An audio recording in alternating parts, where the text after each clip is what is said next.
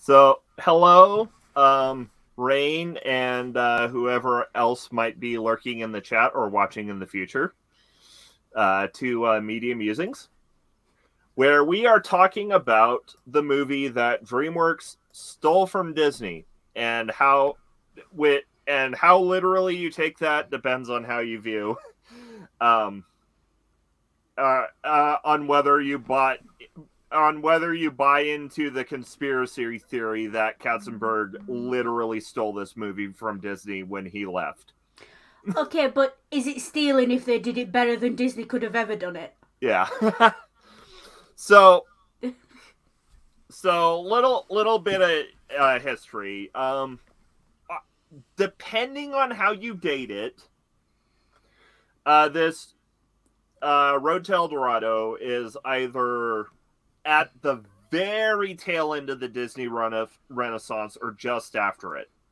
Most people say the Disney Renaissance ended at Tarzan. Some people push it a little later to say Atlantis or Emperor's New Groove, which came out just a few months after the Road to El Dorado.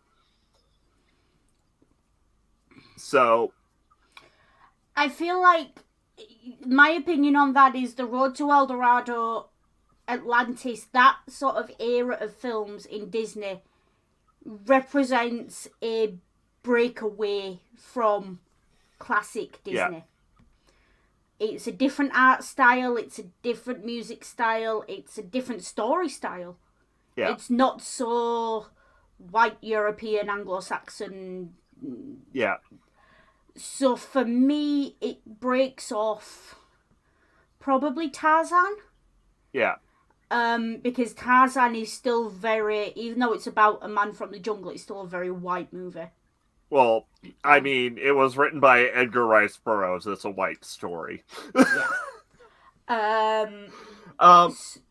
So yeah, to me, Atlantis, Emperor's New Groove, that to me was I call that the birth of the modern era of Disney, where Disney is finally, let's be honest, ran out of Grimm's fairy tales and European myths and folk tales to bastardize for a child audience. Yeah. So it's finally going outside of Europe and looking for stories there. Which is very ironic. Yeah. That you're saying this here.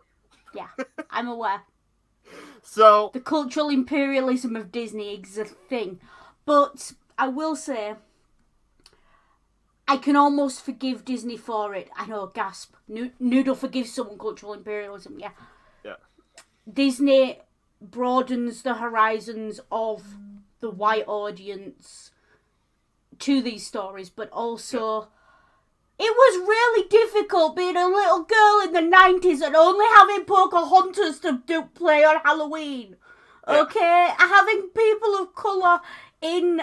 You do not understand what that meant. Suddenly there was this era of... We had a fat girl in Shrek. We had girls who weren't white in Lilo and Stitch and The Road to El Dorado and all these other stories that suddenly... I didn't have to just be Pocahontas every year. You know, I could... my choices in the 90s as a Disney child for characters who were like me that I liked were Pocahontas and Kiara. Do you see the problem? Yeah. So, I will... Okay. So... a little bit of clarification here. And so, one, that The Road to El Dorado is a bastardization of a Kipling story. Yes, I'm aware of that, but it still had a good female character of colour in it. Yeah. And I can't... Yeah.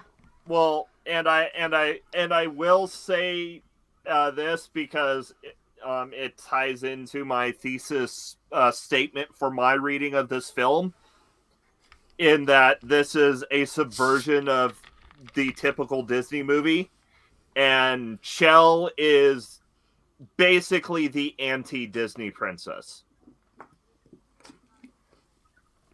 I'll agree with you as long as we're saying she's the for me, the first real Disney anti-Disney princess was Lilo. Yeah. So she's in the vein of Lilo and Brave and Tangled and those princesses that came later who were rebellious and actually thought for themselves. Yeah. She's in that vein. And I don't know if Disney was already planning to go down that route or if Disney looked at The Road to El Dorado and Shrek and those movies and went, oh, that works, let's try that. And dog-legged or whatever. And I'm not arguing. As a kind of addendum, I kind of see The Road to El Dorado as something of a proto-Shrek, in that, you know, at its foundation, The Road to El Dorado looks very much like your typical Disney knockoff. Yeah. But it subverts all of the Disney archetypes and tropes. Meanwhile, Shrek is where Katzenberg really lets loose and tells us what he thinks about Disney. Yeah. And really comes into his own in the art style. Like, I've got the map from the movie behind me. Yeah. That art style is Disney. That is early Disney art style. Yeah. Which makes sense because a generation of artists would have come through, all of them aiming to work for Disney because there was nothing else in the Western world.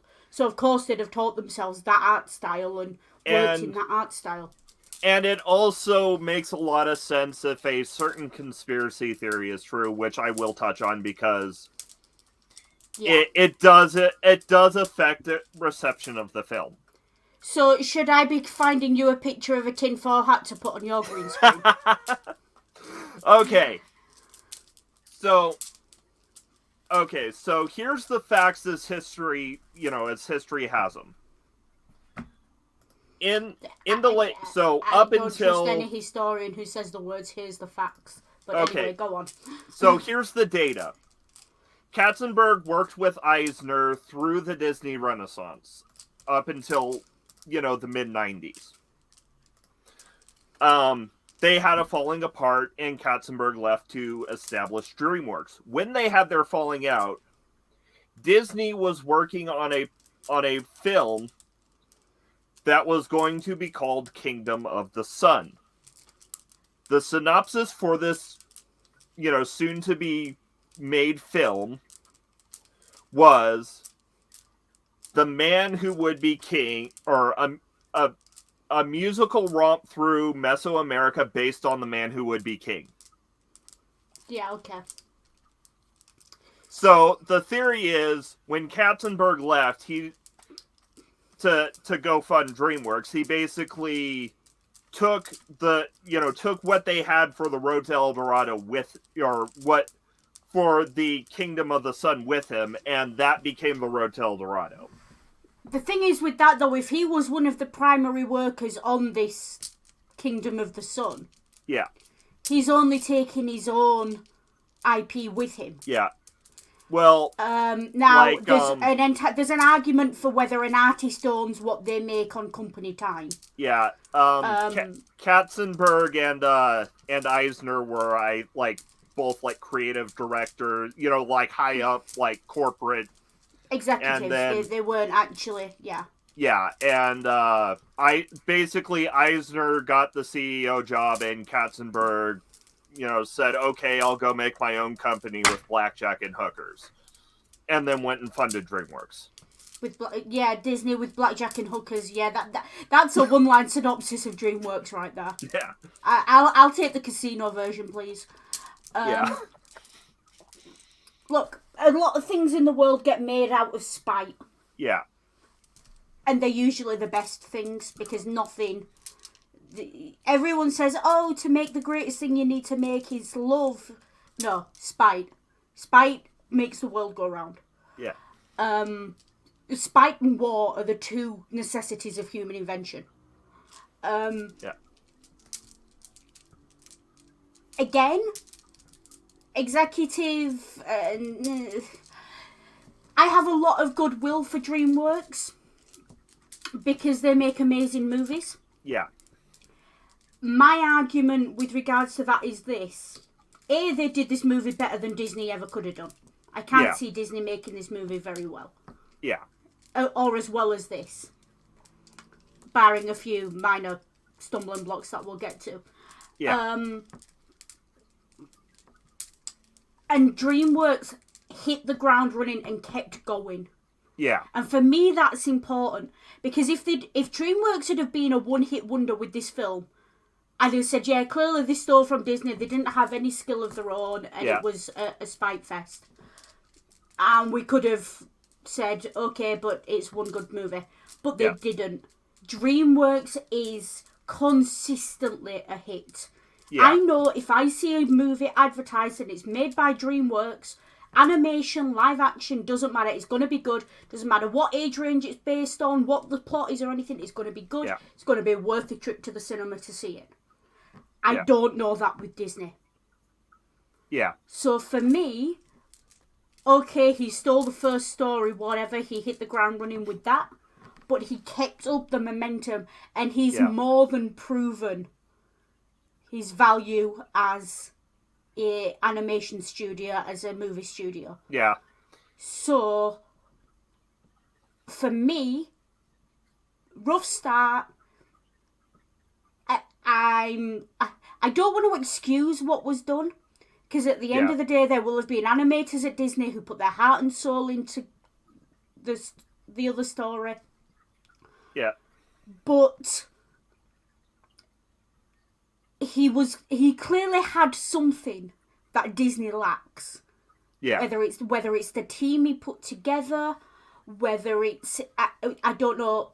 The guy had the Midas touch. Yeah. And in a movie about gold, he had the Midas touch. Yeah. So I'm almost willing to forgive that on the understanding that I don't encourage it. Yeah, though... If you know you're that good and you've got a story idea, go for it. But very few people know they're that good, and very few people would be able to produce an output afterwards that justifies that kind of a start in an animation studio. Though I will say, we will actually be talking about the other side of that in a couple weeks. Because basically what happened with the stuff Disney already had for Kingdom of the Sun got reworked into The Emperor's New Groove and a little bit of Atlantis, The Lost Empire. Yeah. I am going to call it one of the universe's happy accidents that people who don't understand the laws of large numbers and probability would call fate. Yeah. It happened the way it was meant to happen. Yeah. And as an audience, let's be honest, we're not gonna complain about having two excellent animation studios. Yeah. Because that just means twice the output and twice the good movies. Yeah. And back then we still had Pixar as well. Pixar was its own thing. Yeah, well, and Pixar is still its own thing. It's just making money for Disney while being its own thing. Pixar has trailed off since Disney bought it out. Pixar is very much dining out on its glory days. It's had one or two hits since, but nothing like what we expected of Pixar before Disney stuck its great honking oar in. Yeah. So yeah, that's my opinion on it. Yeah. So, anyways, also a little bit of a one last fact correction. Road to El Dorado was DreamWorks' second animated feature. What was the first? The Prince of Egypt. Okay, right. Prince of Egypt was a massive hit. Yeah.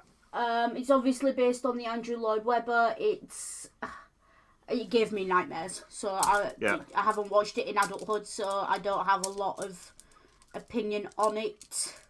Yeah. That wasn't formed when I was like 6 years old. Yeah. I remember it being a good movie. I remember it being a scary movie. I remember the animation being amazing. Yeah. So for me, all of it was there. Yeah. And for me, then, okay, so DreamWorks goes, they have to set up, so they go with, first of all, a classic story everyone knows. With Prince of Egypt. And going really ambitious by getting an all-star cast with it.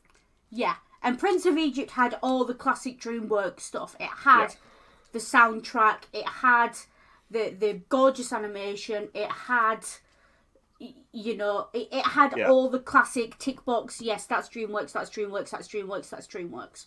Yeah. Can't argue with it. And then they went with this, which was a story brought over from Disney. Again, I can still justify it on they're finding their feet, they're finding their voice. DreamWorks is one of those animation studios, especially on the animation side, that very quickly moved into live action, but also had a very unique art style right from the off. Yeah. Like, you can look at any still of any DreamWorks movie, and you know it's DreamWorks. And I do... Animation. I do find that it is a bit, disheartening that, DreamWorks only got 3 theatrical releases out before they came up with, before they rolled out Shrek and basically killed 2D animation. Yeah. Shrek was obviously the advent of 3D animation. I'd have liked to see more 2D animation from DreamWorks. But what I'm hoping for, and I live in hope, I'm clowning for it, is potentially a DreamWorks renaissance where they go back to 2D animation. Yeah. I would pay good money to see what 2D animation looks like coming out of DreamWorks in the 2020s. Yeah. Or even in the 2030s. Hell, the 2040s if I live long enough. You know? I don't have a long life expectancy, folks. I've grown to accept that. Just live with it. So I would be very happy in 10 years, 20 years to take my best friend's preteen child to a DreamWorks 2D new release movie. Yeah. It is what it is. I would like to see a renaissance. Do I think they'll do it? No. Yeah. Why don't I think they'll do it? Because audiences like what they know. The next generation aren't going to know 2D, and therefore it's not going to be profitable. Yeah, the only retro style animation that ever gets done anymore is stop motion. Yeah. Wallace and Gromit type thing. Yeah. Yeah. Also, that's going to be a question to answer whether, if/when we ever cover the Prince of Egypt. Oh. Whether it is Bible propaganda. I think it's Torah propaganda. But that's something to put a pin in case we ever actually cover Prince of Egypt. Yeah, let me just finish that line though before people start thinking that I hate Jews, because I don't. It's Torah propaganda, it's Old Testament propaganda, and it's right-wing evangelical propaganda. I don't think it's Bible propaganda or such. Yeah. But yeah. So, but which is kind of funny given some of the themes in the Road to El Dorado. In fact, you could also say, in some ways, the Road to El Dorado is as much a subversion of the Prince of Egypt as it is a subversion of Disney. The Road to El Dorado has a complex plot with a complex morality. Yeah. And I didn't realise how much until I rewatched it today. Yeah. There are no right and wrong answers in this movie. Yeah. The only right is friendship and the queer coding, which we'll get to. Yeah. The only right is friendship, basically. And in that sense, it's very, Disney, friendship is magic. Wait, no. Yeah. But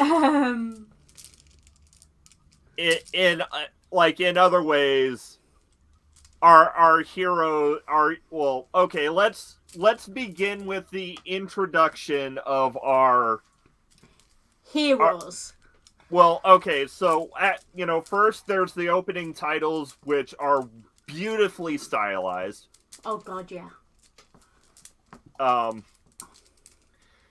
And then it opens to Spain, and we have our introduction to our villain, because right. I came up through this generation who this film is speaking to in the design of the villains. You didn't see, so I need to point something out. This film is very much sticking two fingers up at Pocahontas. The characters in this film who are villains, hell, a lot of the characters in this film, even the ones who aren't villains, have very similar styles and imagery to Pocahontas characters. The bad guy in Pocahontas is very similar to Cortez. Like, the only thing he's missing is the purple on his trousers, and he's the same. And I'll say Cortez is a Cortez is the typical Disney villain, they are very much omnipresent in the plot, and they very much chew the stage. Cortez is just kind of there. Yeah. And it does feel like Cortez is nothing more than a plot device. Yeah. He's an excuse to start the plot, and he's an excuse to end it. And he's basically there to root the plot in an imagined historical moment, and to be a dick. Yeah. And I will say, the one thing this movie does that I always felt it got right, but kind of ruined with Cortez, for 95% of this movie, there's no fear. Yeah. There's no worry, there's no concern. For 95% of this movie, you're just enjoying being in the moment in El Dorado. Yeah. There's no evil villain trying to kill you or turn you into a llama, as they did later on. As Disney did. There's no great evil monster. There's no evil uncle who murdered your father. There's none of it. Yeah. And it was a nice break. This movie is a nice break. There's just no... It's... Now... Yeah. Now, I'm gonna have to disagree with you on that. See, I think Cortez is utilized brilliantly. Yeah. But compared to Disney, there's no fear. Well, yeah. Not until the end. Yeah, he's basically, he's either there to be a dick, or in the few other bits where he actually is on screen, he's there to be the straight man foil to our protagonists. Yeah, to a comedic action sequence. Yeah. And the action sequences in this movie are comedic. You can almost imagine Jackie Chan in the live action remake. Yeah. you know. Jackie Chan as Tulio and Owen Wilson as Miguel. Come on. Come on. It's Shanghai Nights, South America edition. Shanghai Noon, South America. Yeah. Though that's not the fan casting that I've seen the most of. No, I think what the fuck's his name? The guy who played Zorro. Antonio Banderas. Antonio Banderas as Tulio, and I think I've seen a lot of Owen Wilson fan casting for Miguel. I've also seen See, I've seen RDJ and Neil Patrick Harris. No. No. Yeah. For two reasons. RDJ plays too straight to play Tulio. And Neil Patrick Harris doesn't quite... I won't be able to take Neil Patrick Harris seriously on screen if he plays Miguel's particular variant of camp. Yeah. Hence Owen Wilson, because he can do the softly spoken voice without coming across like a friggin'... Yeah. Like he should be in sequins and feathers. And as the meme goes, the road to El Dorado is what happens when the Bard and the Rogue go off on their own adventure. Yeah. And I think there's something we've said about this before as well. Tulio and Miguel are not good guys. Yeah. They are the good guys, but they're not good guys. And DreamWorks does this a lot. Really flawed protagonists, anti-heroes to an extent. Yeah. Within the animation genre, Tulio and Miguel are anti-heroes. Yeah, and like I said, which reads into the thesis that Road to El Dorado is basically... A big fuck you to Disney. Yeah, is a subversion of your typical Disney Renaissance film, because the typical Disney Renaissance protagonist, like the sketchiest protagonist we got in the Disney Renaissance was Aladdin. Yeah. And he was like just Jean Valjean, I'm poor so I need to eat. Yeah. There's an argument for the whole of Aladdin just being a rip-off of Les Mis, but... Yeah. Yeah. But the thing with this, folks, I'm not bending space and time, these are worry beads, but they're green. Yeah. Although it does look cool that I'm bending space of time, so carry on believing that, ignore what I just said. Yeah. Yeah. This movie for me, I find it quite funny that the movie that was two fingers up at Disney spawned an entire new Disney genre, or an entire new Disney era. Because this movie quite clearly Disney looked at this movie and went, shit, they're better than us. They've done us better than us. What do we do? And went, right, we need some problematic protagonists and some women in there, and we need a few things that aren't European, and we need to stir it all up and sprinkle some Disney magic on it, and poof! Out came the modern era of Disney. That's what happened. It's quite obvious that's what happened when you look at the timeline. Yeah. Now there's an argument for Disney was already heading in that direction, but like I said, I think DreamWorks maybe gave them a kick up the rear to get a move on. Yeah. But, like I said, while the sketchiest Disney Renaissance protagonist is Aladdin, Miguel and Tulio are straight up con men. I will point out that Disney Renaissance had Robin Hood. No, it didn't. Wait, no, Disney Classics had Robin Hood. Yeah. And even Robin Hood was, the whole thing is he gives to the rich to steal to the poor.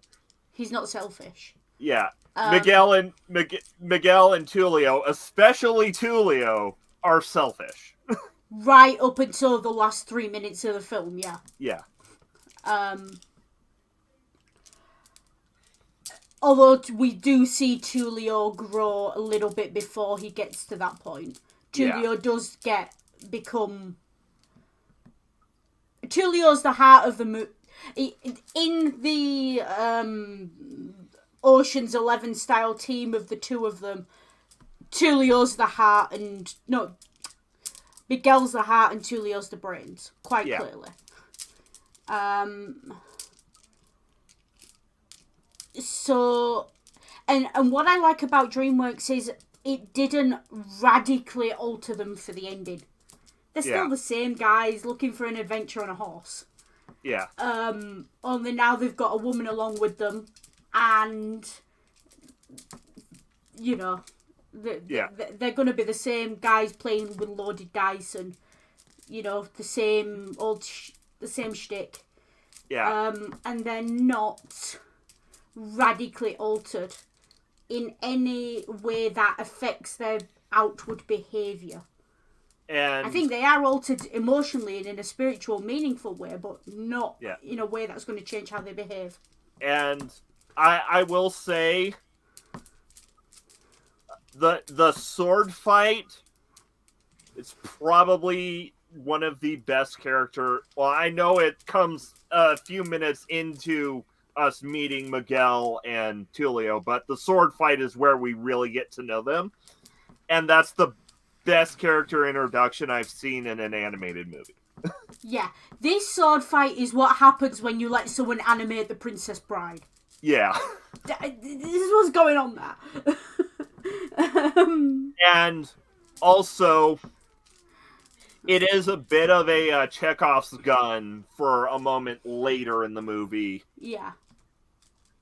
But also, that moment later in the movie has actual, emotional stakes to it. Yeah. When the act and when the game becomes personal. Yeah. Which I'm sure we will get into. This movie, for me, the moment I remember as a kid watching this, now don't forget I was only about 7 years old when I first saw this movie. Yeah. The moment I realised this movie was different, this was, even though it was about two guys and it just seemed like a standard Disney movie. Yeah. The moment Tulio said, "I fought your sister," that's a compliment. Yeah. I thought, yes. Yes. Like, even without having the woman on screen, I want her story. I want DreamWorks to go back and tell us about her. Yeah. But, here's the question. Does Tulio actually have a sister? No, does Miguel have a sister? Or, does Miguel actually have a sister? Are you leading me by the nose to the queer coding conversation? No, well, what I'm saying is this whole, this entire spat in the sword fight is staged for the guards and the sailors. So we cannot take any of that as true. No, we can't, but it's such an out there comment. It's so off the wall. Yeah. That A, it makes the audience sit up and watch. But B, you kind of think, even with all the spiel they've got and everything else, there has to be a grain of truth of it for Tulio to have come out with that, because it's so out there. Yeah, though, and once again, leaning back onto, the thesis, this movie is in and of itself a subversion. A lot of the humor that's not, physical humor, and even some of the physical humor and sight gags is built upon subversion. Yeah. Okay. Hastily produced headcanon to draw El Dorado and Groove together. Yeah. Miguel's sister is Kronk. Silly. Go write the fan fiction. Go forth and write the fan fiction. Yeah. You have my blessing. But like for instance, at the beginning, Miguel Miguel Kronk's sister. Miguel, draws the first sword, And then Tulio, from the guard, Tulio reaches back and says, "I will do you the honor of a quick and painless death," and draws a tiny little dagger. And he puts it away and says, "But not with that." Yeah. A joke for the grown-ups in the audience there. And also, a subversion of expectations. Yeah. Because normally we get the character with a million weapons unpacking. But this is, no, it's a lack of... But not with that. Well, also, they're neither of them are armed. They're taking weapons off the guards. Yeah. And again, this is a really... It's that classic thing of... the traveller without a weapon, the hero who doesn't carry a gun, the doctor. Yeah. That's kind of what goes on there with these two, and that's the that's the kind of impression we get of them. Yeah. Oh my gosh, can you imagine the doctor travelling with these two? Go forth and write the fan fiction. Yeah. There's going to be a lot of great fanfiction ideas in the stream, folks. Yeah. Stay tuned. The Ninth Doctor and these two. Wait, wasn't that just Rose and Jack? Yeah. Oh! Fancast idea, Rose and Jack. But... Nah. But yeah, the sword fights are interesting. It moves around. It shows us the world they're in without throwing it in our faces. Yeah. We see the classic bullfight because there's got... Anytime you mention Spain in a kids' movie, there's got to be a reference to bullfights because that's what kids know about Spain. Yeah. We should have kept the swords. Yeah, we should have kept the swords. Okay. You pet him, and I'll run! Yeah. Also, can I point out, Miguel, why the hell are you wearing red? That's why he'd followed you and not anyone else. Yeah. But, we also get the fun moment where they divert around the guards by running through the people's homes, and then the guards get bowled over by the bull. And again, so in this fight scene, we learn that these characters aren't brawny, they're brainy. They're street smart. If anyone would like to DM a D&D game where every character is a DreamWorks character, dibs on Chell and I'm in. Yeah. Can you tell I'm feeling really quite femme today? And though I think we may have to ban us Goliaths with Scottish accents. Yeah. Yeah. But we learn a lot about these characters very quickly in this opening sequence. We learn that they're cheats. We learn that they're liars. Yeah. We learn that there is definitely... Look, they're the kind of friends who shared a bed and 18th century historians called them brothers. They're those kind of friends. And in regards to the chemistry between Tulio and Miguel, I will say, because this is actually a technical subversion that Rotel Dorado pulled off, because convention at the time was every actor recorded their lines separately in their own booth. Brannon, the guy, the two leads recorded their scenes together. Yeah, and you can tell. It does come across better. I will also point out, hey Rain, you know when I want a new fountain pen and I do the look? Not with the so face. Don't tell me these two aren't a couple. Yeah. Yeah. When I want a new fountain pen or you want a new D&D thing. Yeah. We do the look. Yeah. We do the look. Like, all but the, Yeah. It is really... These two... Obviously 7 years old, I grew up in a Catholic environment. I didn't know what the word game meant at that age. Yeah. These two characters walk a really fine line between very close friendship and shipping. Yeah. And I would say, especially in the modern age of shipping, there is no way they could release this film now and not have 1,000 ship fics. Oh. It just wouldn't happen. And it is there. It is there. Even in their design, they are mirror images of each other. They are colour mirrors of each other. Yeah. And they are the foil to each other's characters. Anyone who's seen Ring and I interact for any length of time, I'm the Tulio highly strung, Yeah. Always anxious mess, and Ring's the one who's like, let's just do it. And yes, Ring, the little voice. Yeah. Yeah. Noodle is the thinker. I'm out for an adventure. Yeah, I'm the one who's grabbing you by the collar and yanking you back before you, And, if we get me to 200, we'll have stories about my little adventures. Manchester? Yeah.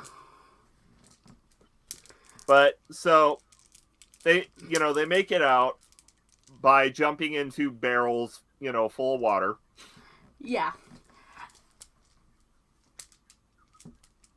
I'm sorry, Rain's just give it, I need to be part of that D&D game. Yeah, though I will say, Milo Thatch is Disney. Yeah. But, Can I be Puss in Boots? you could do Poe, you could do Megamind, you could, there's a few to choose from. Yeah. So we have the classic Heroes in Trouble, stuck in barrels, heavyweight on top, and the running gag that goes on for about 3 minutes of push and push and push, and then one last time. Yeah, always. And they find out that they've accidentally stowed away on Cortez's flagship. Yeah. And this line from Cortez is delivered with such menace and such. I had flashbacks to school. Yeah, honestly. Well, okay, yes. Cortez's monologue. I know it's short, but I'm calling it a monologue, goddammit. My crew were handpicked with the care chose. Yeah. With the care given by the. My crew were handpicked as carefully as the disciples of Christ, and I will not tolerate stowaways. See, this is the thing. Even if he only says 5 words, it feels like a monologue when it comes out of Cortez's mouth. Yeah. No, I'm gonna continue because I just love this speech. Go on. You will be flogged, and when we put to land in Cuba for provisions, God willing, you will be flogged some more, and then sent to the plantations to work for the rest of your miserable lives. Right. There's something I need to point out about this. Yeah. Tulio might end up on the plantations. Miguel ain't staying long. Yeah. Miguel's a blonde-haired, blue-eyed white guy. Yeah. Yeah. And though, and once again, we have this menacing speech delivered masterfully, and it's immediately subverted by Miguel going, "All right, Cuba." Yeah. And you really see Tulio's expression there of, "Oh, we're dead men." Yeah. And this is where you see the two characters really coming into the road. And Cortez, again, I get such, vibes of the villain from Pocahontas. Yeah. Because, again, it's the same. It's the imperialists trying to take over the land. Yeah. Yada, yada, yada. And he's He's a nasty piece of work. But I wrote this comment down, and I'm going to say it now, and I'm going to say it again later in the film. Yeah. And I'm going to say it again when we ever do any other DreamWorks movie. And I'm going to keep saying it. I feel like DreamWorks really dislikes religious figures. Okay?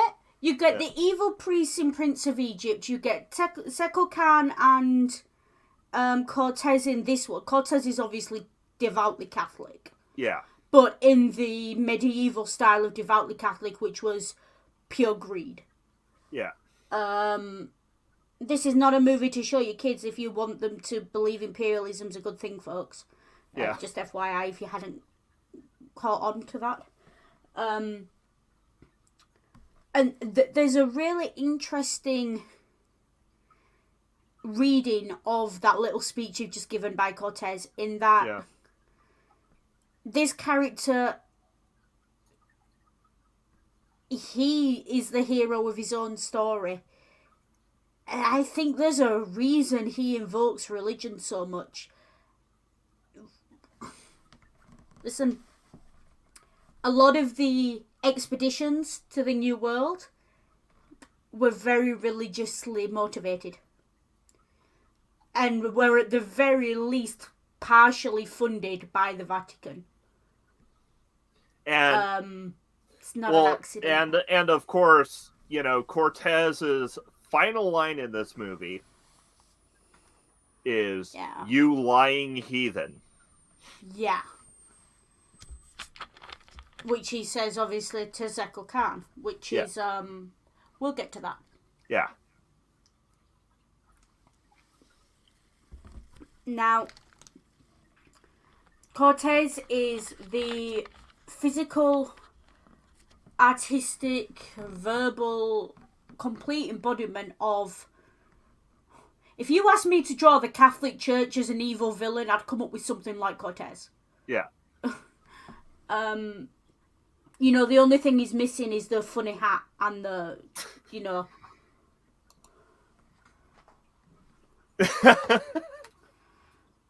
Didn't they already do that? I feel like they did that. What was the last DreamWorks movie? They did Paddington. But yeah, DreamWorks really doesn't like imperialism. And really doesn't like organised religion. And I say organised religion because, you know, quite clearly they're on the side of people who take the mickey out of organised religion. Yeah. In this movie especially. And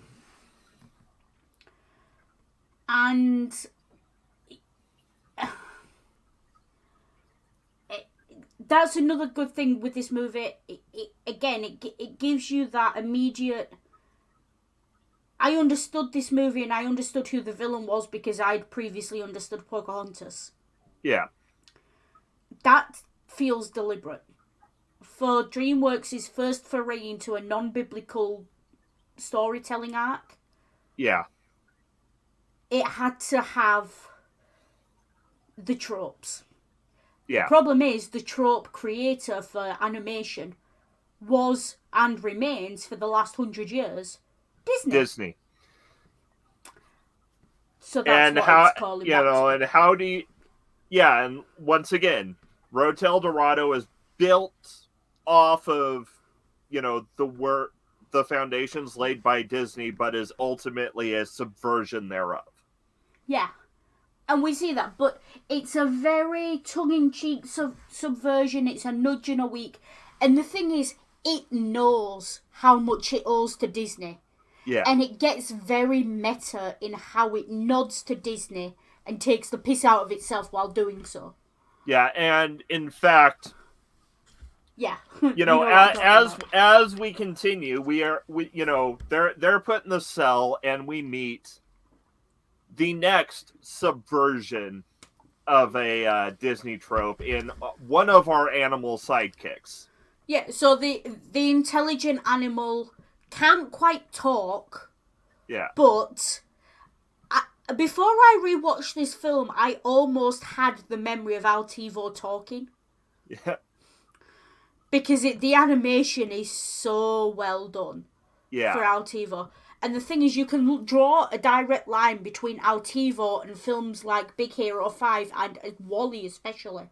Yeah. Where WALL-E never says a word. That there's not a word said in that entire movie by robots. And yet the robots are the human, and you understand from the tone of their beeps and their movements. Yeah. You feel I'm welling up thinking about the movie. Yeah. But like especially in the Disney Renaissance, the animal sidekick is basically omnipresent. Yeah. And it does appear in the modern films as well, although whether Stitch is an animal sidekick is debatable. I wouldn't classify Stitch as an animal sidekick. But, say, like Little Mermaid, you had Flounder and Sebastian. Mm-hmm. Aladdin, you had Abu, and then Jafar had Iago. Yeah. Yeah, but that 2 movies does not a trope make. Well, okay. Pocahontas. You have the raccoon, you have the hummingbird, you have the dog. Yeah. Arguably, the gargoyles and Hunchback are animal sidekicks. In Mulan, you have the cricket and you have Eddie Murphy. Must I continue? Yes, please do, because I'm enjoying this.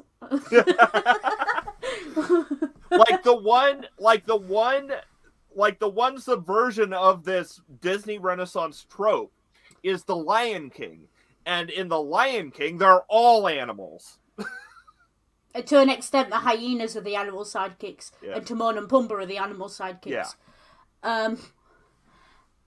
Yeah, folks, the way you get Ring going is there's a hole in the back of the neck, you put the key in and you wind it up. Sometimes I just like doing that because it's fun to watch Ring go off on one like that. Yeah. So yeah. Don't fuck with Ring and Ring's knowledge of animated movies. Yeah. Yeah, you're right. The thing with Altivo is... Altivo, for me, is more in the tradition of the... I'm going to call them the humanoid animal characters. Yeah. He's a human character in an animal skin. Yeah. Sam, don't get Ring started. Yeah. They'll do it. But they will do it, and they'll do it in chronological order for you as well, and then again in alphabetical order. But now see. Well, and the way I say Altivo is a subversion is because usually the animal sidekick is there purely for, is as a support character and a comedic, and a comedic relief to give a nudge and the wink to the audience. Yeah, and an exposition dump. Yeah.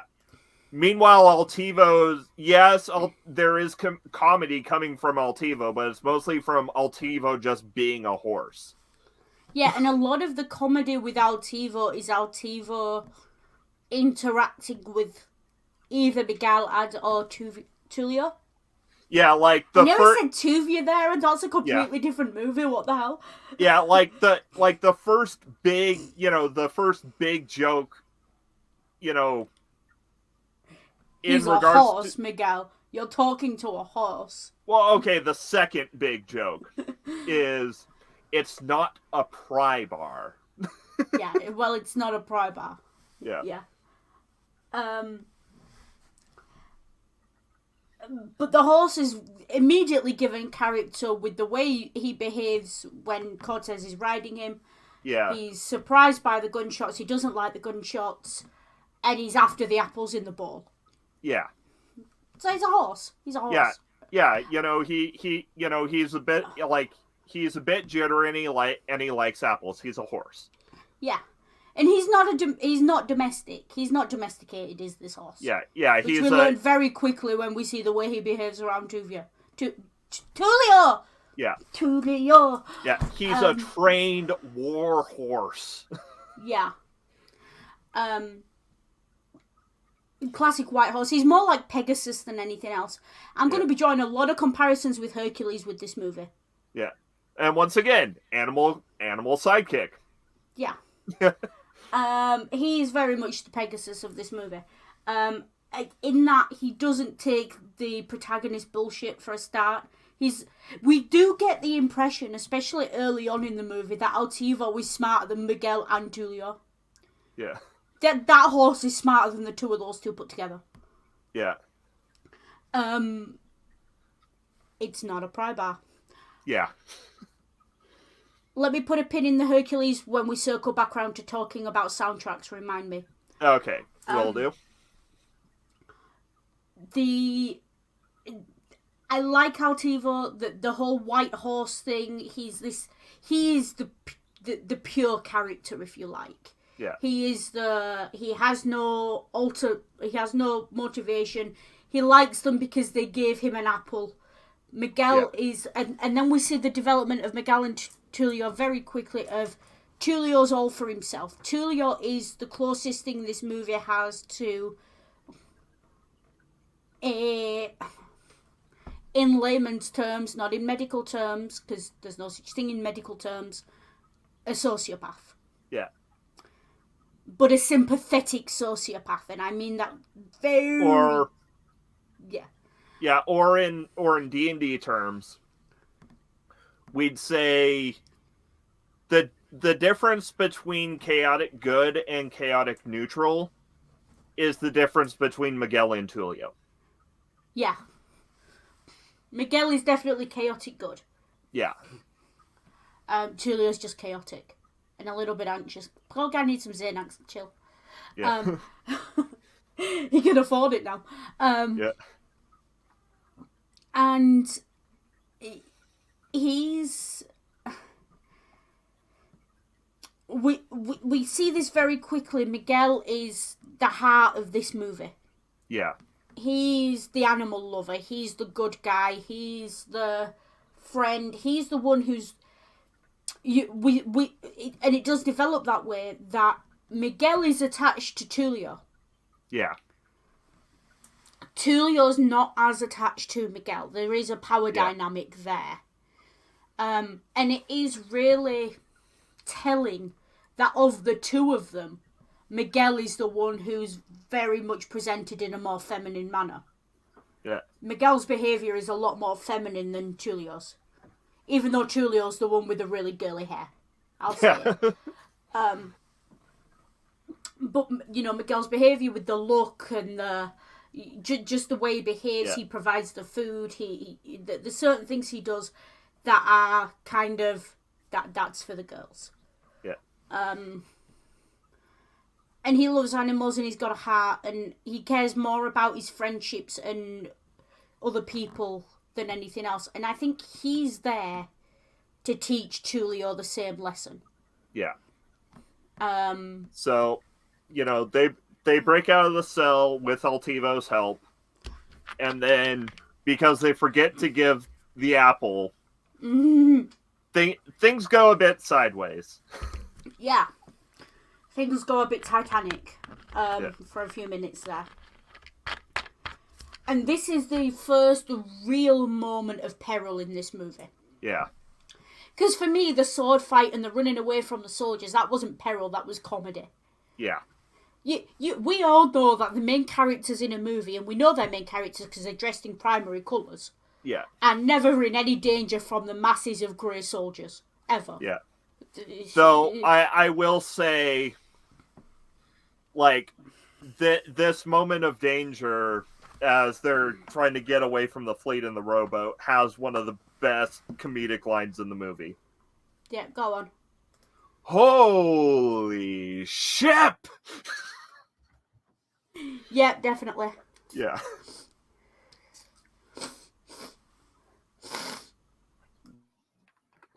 Well, sorry if you can hear me sniffing there, folks. I'm just hay fever.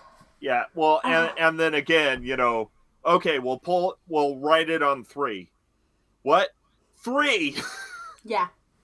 um, and again, it's that subversion of expectations of getting things done quickly. Yeah. I kind of want to see. Rain's just asked, does that make Miguel a DreamWorks princess? Only in the way it makes Thor a Marvel princess. So yes. Yeah. Is the short answer to that one. Yeah. And again, the red and gold colour scheme, the Spanish flag. The guy's basically a walking Spanish flag. Yeah.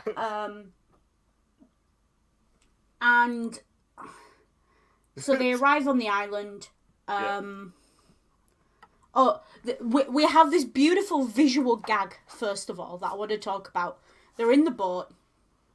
The ships have disappeared. And they're rowing. And at first it's a right close up on Miguel.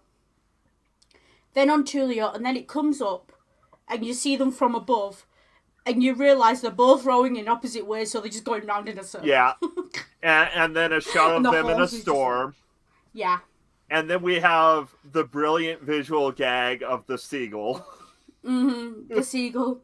It couldn't get any worse. Yeah. All of that. And it is classic. That is, someone's looked at what are Disney's best ocean-based gags and did them all in the space of 3 minutes. And did them better. Yeah, and you know, and they reached the point where they've given up. Because they're giving their greatest regrets besides dying. Yeah, they've probably been at sea 2.5 to 3 days. They've been rowing as best they can, not realising they're going nowhere. They've got no water, which is why I say 2 to 3 days, because it's not going to be more than that. Well, I mean, they did have some water because it did rain on them. Yeah, a little bit, but you know. Yeah. But also listen, they have a war horse in the boat with them that ate all their supplies. Yeah, listen as well. It's only been a few days, and I'll tell you why. Yeah. And this is a horrible thought, and it probably shouldn't belong in a kids' movie. But they're not so hungry they've started eyeing the horse up yet. Yeah. But they are thirsty, and they are exhausted, and they are suffering from heat stroke, which is why I say 2 or 3 days. Yep. So they probably escaped right before they put into Cuba. Yeah. And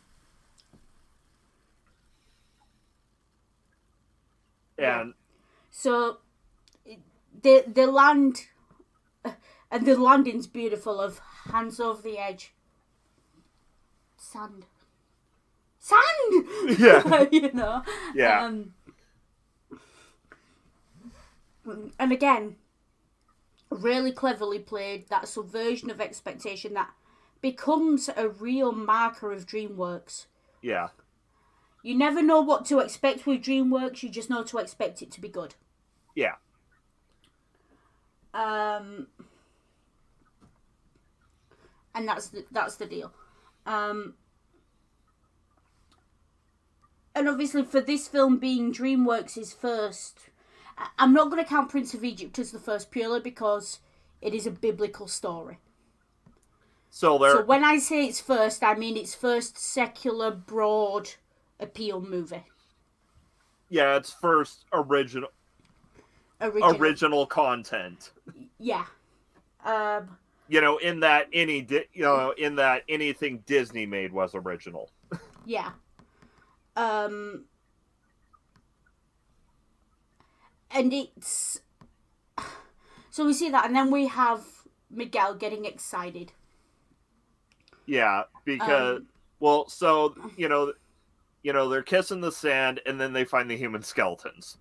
Yeah. And who doesn't freak out at human skeletons? Yeah. But then Tulio begins to notice landmarks that map ones depicted on the map. Yeah.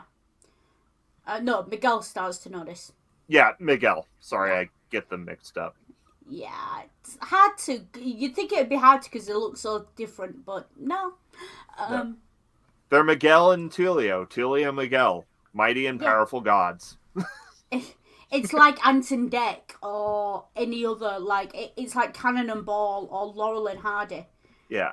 They look totally different, but you will still mix them up. Yeah. You just will. And that's what makes them a great duo, that they are interchangeable. You can't have one without the other. It doesn't work. Spoiler alert, folks, for the ending. Yeah. But... So they do... And we begin, and we see Miguel, basically pull on Tulio's strings to get him in on the idea. Oh yeah, he full on manipulates Tulio. Yeah. He knows what Tulio wants, he knows what Tulio likes, and he offers it to him on a plate. Yeah. And so off they go. And then we have the musical exploration montage. Well, first we have the brilliant "the trail that we blaze" gag. Yeah. Where he cuts away the vines, and then solid wall of rock. Yeah. Which is a great gag. Again, subversion of expectation, exactly what we... At the time, this was a new thing. This was new. DreamWorks, this was groundbreaking. You knew what to expect in a Disney movie. He'd have cut a hole and there'd have been a glorious visage on the other side. Not in a DreamWorks movie. But this was new, because this is the first proper, full, secular DreamWorks movie that really had the hallmarks of what made DreamWorks so good so fast. And this is one of them. The comedy timing of DreamWorks. Yeah. It's a masterclass. It just is. It's a masterclass in how to write comedy for all ages and keep it clean. Anyone can write sex jokes. Anyone can, make jokes about sex or race or anything else like that for adults that people laugh at because they're a bit uncomfortable. But genuinely funny, clean fun is hard, and DreamWorks has got it in spades.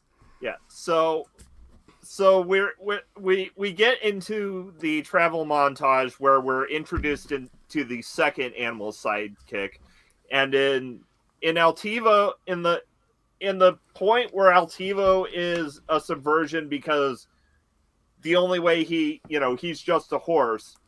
The armadillo is a subversion in that you barely see the armadillo at all. You barely see it at all, but it is central to the plot. Yeah. The armadillo, for me, there's a line from the armadillo in this movie to the squirrel in Ice Age. Yeah. That's where that went. Yeah. And it says a lot about this movie that we can look at aspects of it like that, like the armadillo, like Altivo, like thing, and we can reach back into Disney for where it came from, for its roots. Yeah. But we can also look forward and go, oh, it's in that movie, and it's in that movie, and it's in that movie. Yeah. Which is why I kind of forgive DreamWorks' iffy start, because DreamWorks is part of the canon of Western animation. Yeah. There's no getting around that fact. Between this and Spirit, I think are the two real 2D spectaculars. And of course, Spirit was the immediate follow-up. Exactly. Again, DreamWorks doesn't like imperialism and American expansionism. Go figure. So are we going to talk about how we feel about Elton John here? Yes, let's. Yeah. The tracks are objectively reasonable. Yeah. They're not great. Dear Elton John, do not ever insult yourself, and more importantly, insult Neil Diamond by trying to be him ever again. I'll come after you, dude. I mean it. The problem with this soundtrack is, and I passed this comment to Ring before we went live.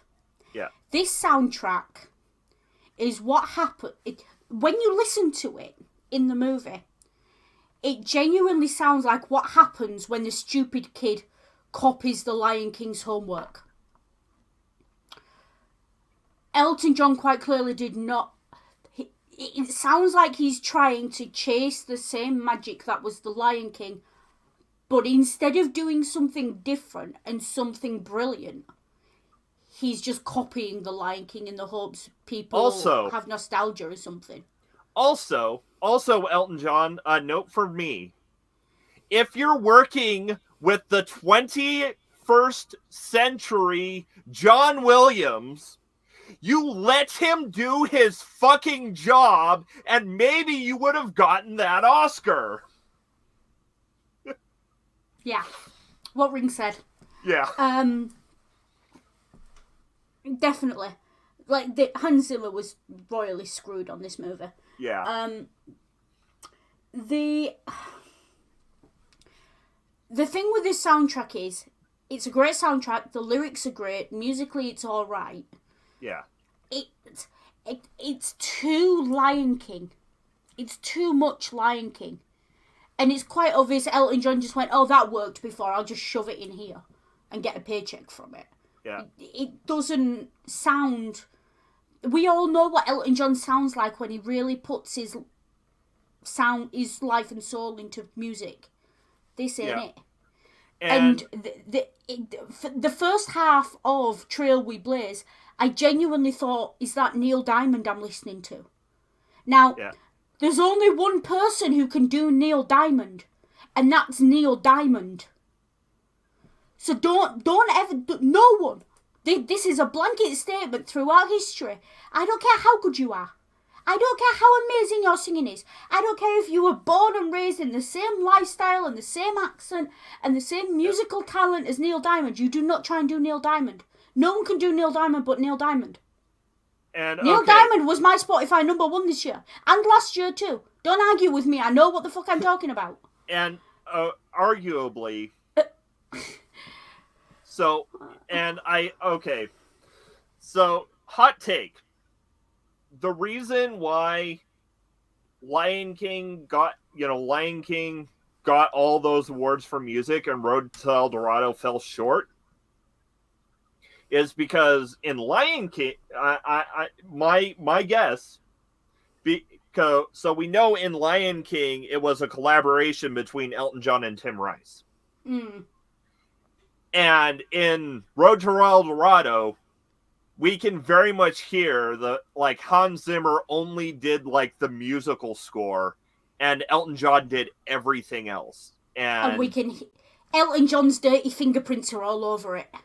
And a tip for any of you watching this: do not waste money on the soundtrack. The soundtrack's just 13 songs of Elton John singing about the plot, and then three 2 to 3 minute collections of all the motifs Hans Zimmer did. Look, let's be honest. From what you just described with the soundtrack, now I've never listened to it. Sounds to me like Elton John didn't understand the brief and thought he was writing a musical. Yeah. That's what happened there. Yeah. That's why there's 13 songs about the plot and very little score. Yeah. When it should be the other way around. Yeah. Another good reason Disney shouldn't have made this movie, because they'd have made it a musical and freak. No. This movie is not musical. No.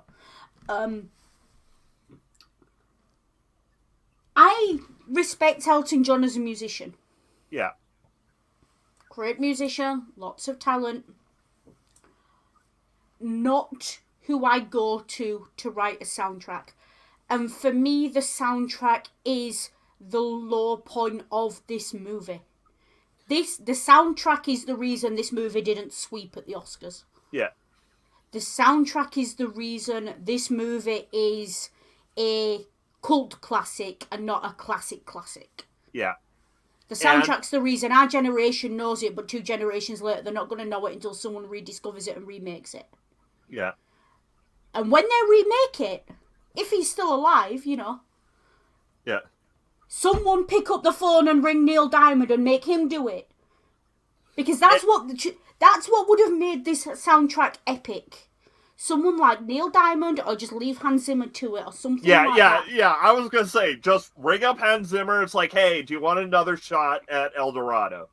And we promise we'll keep Elton John locked away somewhere. Yeah, You know, it really irritates me. Musicians have a unique voice. Every musician's got their own voice. yeah, Hans Zimmer. Now, Hans Zimmer's fingerprints are, all over. When you hear a Hans Zimmer soundtrack, you know you're listening to a Hans Zimmer soundtrack.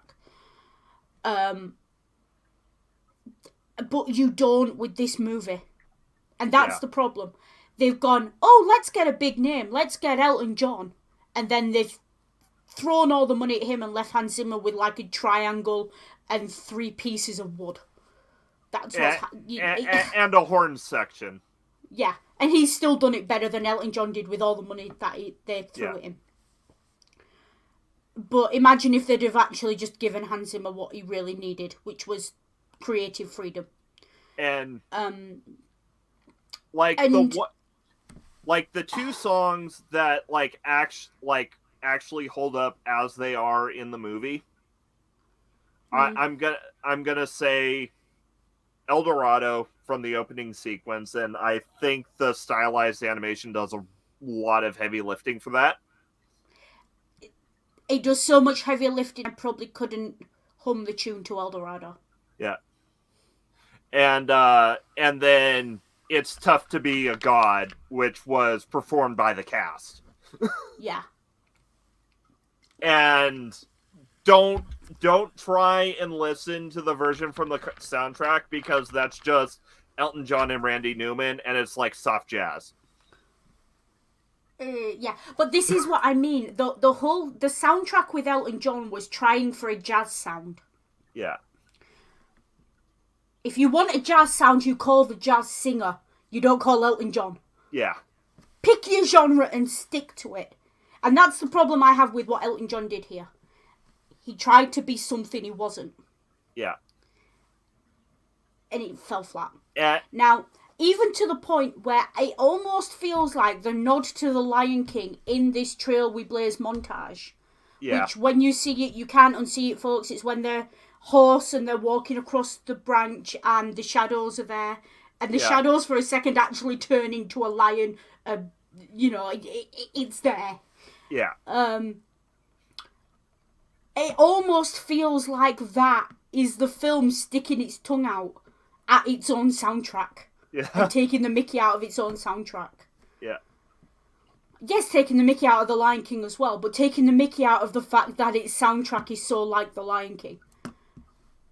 It's like it's holding its hands up really meta and going, yeah, we know, but we couldn't afford to have it redone once we paid Elton John. And that's really... It's funny, and again, it's one of those things that we learned very quickly to expect from DreamWorks, which was that they would subvert expectations, but also weren't afraid to laugh at themselves, which is always really important in a kids' movie, that you've got to be able to laugh at yourself. Can't take yourself too seriously. It's a serious business to not take yourself too seriously. And DreamWorks, again, that's another thing DreamWorks does really well, that Disney learned from seeing. And that's the problem with this. Elton John took himself way too seriously doing it. Yeah. And it just doesn't jar with the rest of the movie. Yeah. Basically, it feels like damn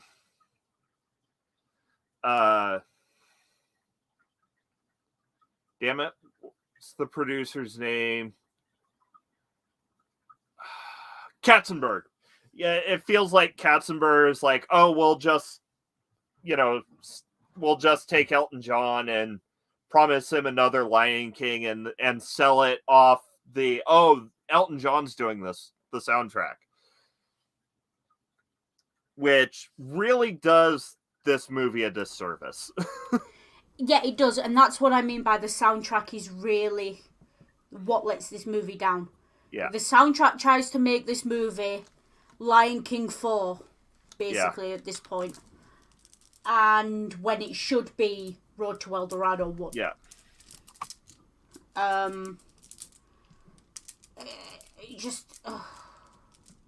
This movie is what this movie. Elton John's career is in decline. Basically, my theory is Elton John did this movie because the choice was this movie, I'm a Celebrity, Get Me Out of Here, or Dancing with the Stars, or Panto, and he picked this movie. Yeah.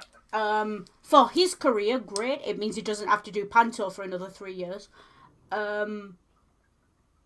But he's playing in the glory days. Yeah. He's not doing anything new. But and once again in this sequence, the animation's doing a lot of the heavy lifting. Oh yeah, a hell of a lot. I mean, don't get me wrong, the track's okay. Yeah. If the track wasn't in a DreamWorks movie, I'd say it was great. Yeah. Even if the track appeared in a Disney movie, I would say it's a great move. It's a great track.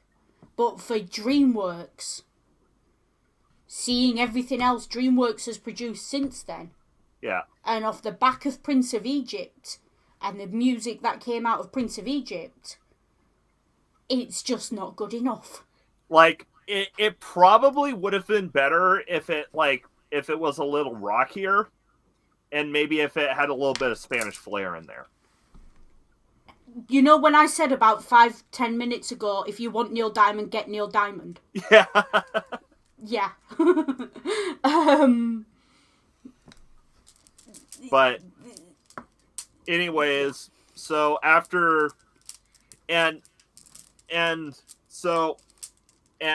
after we watch, Miguel and Tulio daring, intrepidly daring the jungle and wondering at all the things they're seeing on their journey, and there's a reason I'm saying this, because it will come up later. It's going to come up now because there was something else I wanted to say about the soundtrack. Okay. That's relevant to this and also relevant to what you just said. So I'll let you finish your sentence, and I'm going to take a pin that I put in earlier. Okay. Well, no, because I'm going to put a pin because it's there. There is a direct point of comparison later in the movie. Yeah, you're talking about later in the movie. I'm talking about a totally different movie. Yeah. My pin for this, and this is something, again, I've already compared this movie to Hercules once. This is something DreamWorks does that Disney doesn't, because when Disney does it, it's obvious and it's rare and it's commented upon widely. Which is uses contemporary music. Disney has a very set sound. Right through the classic era, the Renaissance, even to an extent the modern era. You know Disney when you hear it. Yeah. And throughout Disney's entire canon, I would say there's only one movie that really deviates from that. And it's Hercules. Obviously with the Black Gospel music theme. Yeah. This movie, for me, is more similar to Hercules in that it uses that contemporary sound. It sounds contemporary. Like I said, it sounds like Neil Diamond. You can hear modern music in it. Yeah. In a way that you can't with Disney tracks, with classic Disney. When you hear The Lion King or The Little Mermaid, even though it's trying for a specific sound, like The Little Mermaid is vaguely Caribbean, The Lion King has got the African feel, it's still at its core Disney. Yeah. This movie isn't. And Hercules wasn't. And you can kind of see that Disney realised Hercules became a classic. after its time, though. Well after its time, it got picked up as a classic. And people cottoned onto it. This movie became an instant hit with the music. Yeah. Because of the dance style. And DreamWorks did it again with Shrek. They went for modern music. Yeah. And once Disney saw Shrek take off with the modern music, and DreamWorks did it again with Spirit and the Bryan Adams soundtrack. Yeah. Like that movie introduced an entire generation to Bryan Adams. And also DreamWorks learned a little bit from Road to El Dorado with Spirit and actually let Hans Zimmer do some actual work. Yeah. And the thing is, Bryan Adams had nothing to prove because Bryan Adams hadn't done a massive Disney movie. Yeah. Where he'd done the soundtrack before. So it was fresh and it was new and it suited the theme. And Bryan Adams is really good at that kind of music that suited the Spirit plot and everything else. Yeah. And so Disney saw that, and we saw later on in modern Disney, by the time you get to Lilo and Stitch, by the time you get to Brave, by the time you get to that sort of era, Disney is no longer the same Disney that wrote The Little Mermaid and The Lion King. Yeah. But it is still Disney. But it's more contemporary, and it's willing to draw on contemporary influences. Whereas DreamWorks has never shied away from contemporary influences, ever. And so it's really interesting to see how, if DreamWorks stole this movie from Disney, for me, fair cop, because what kept Disney going into the modern era of Disney is what it learned from watching DreamWorks. Yeah. So fair cop. So basically, to steal from Disney, what can DreamWorks say except you're welcome? Exactly. And they feed off each other, and they both became better for it. So I can't, in good conscience. DreamWorks may have stolen from Disney initially, but Disney wouldn't still be Disney. And Disney wouldn't still be going in the same way if it wasn't for DreamWorks. Yeah. So, tit for tat. So... that's never going to fly in a courtroom, but tit for tat. Yeah, and... so, you know...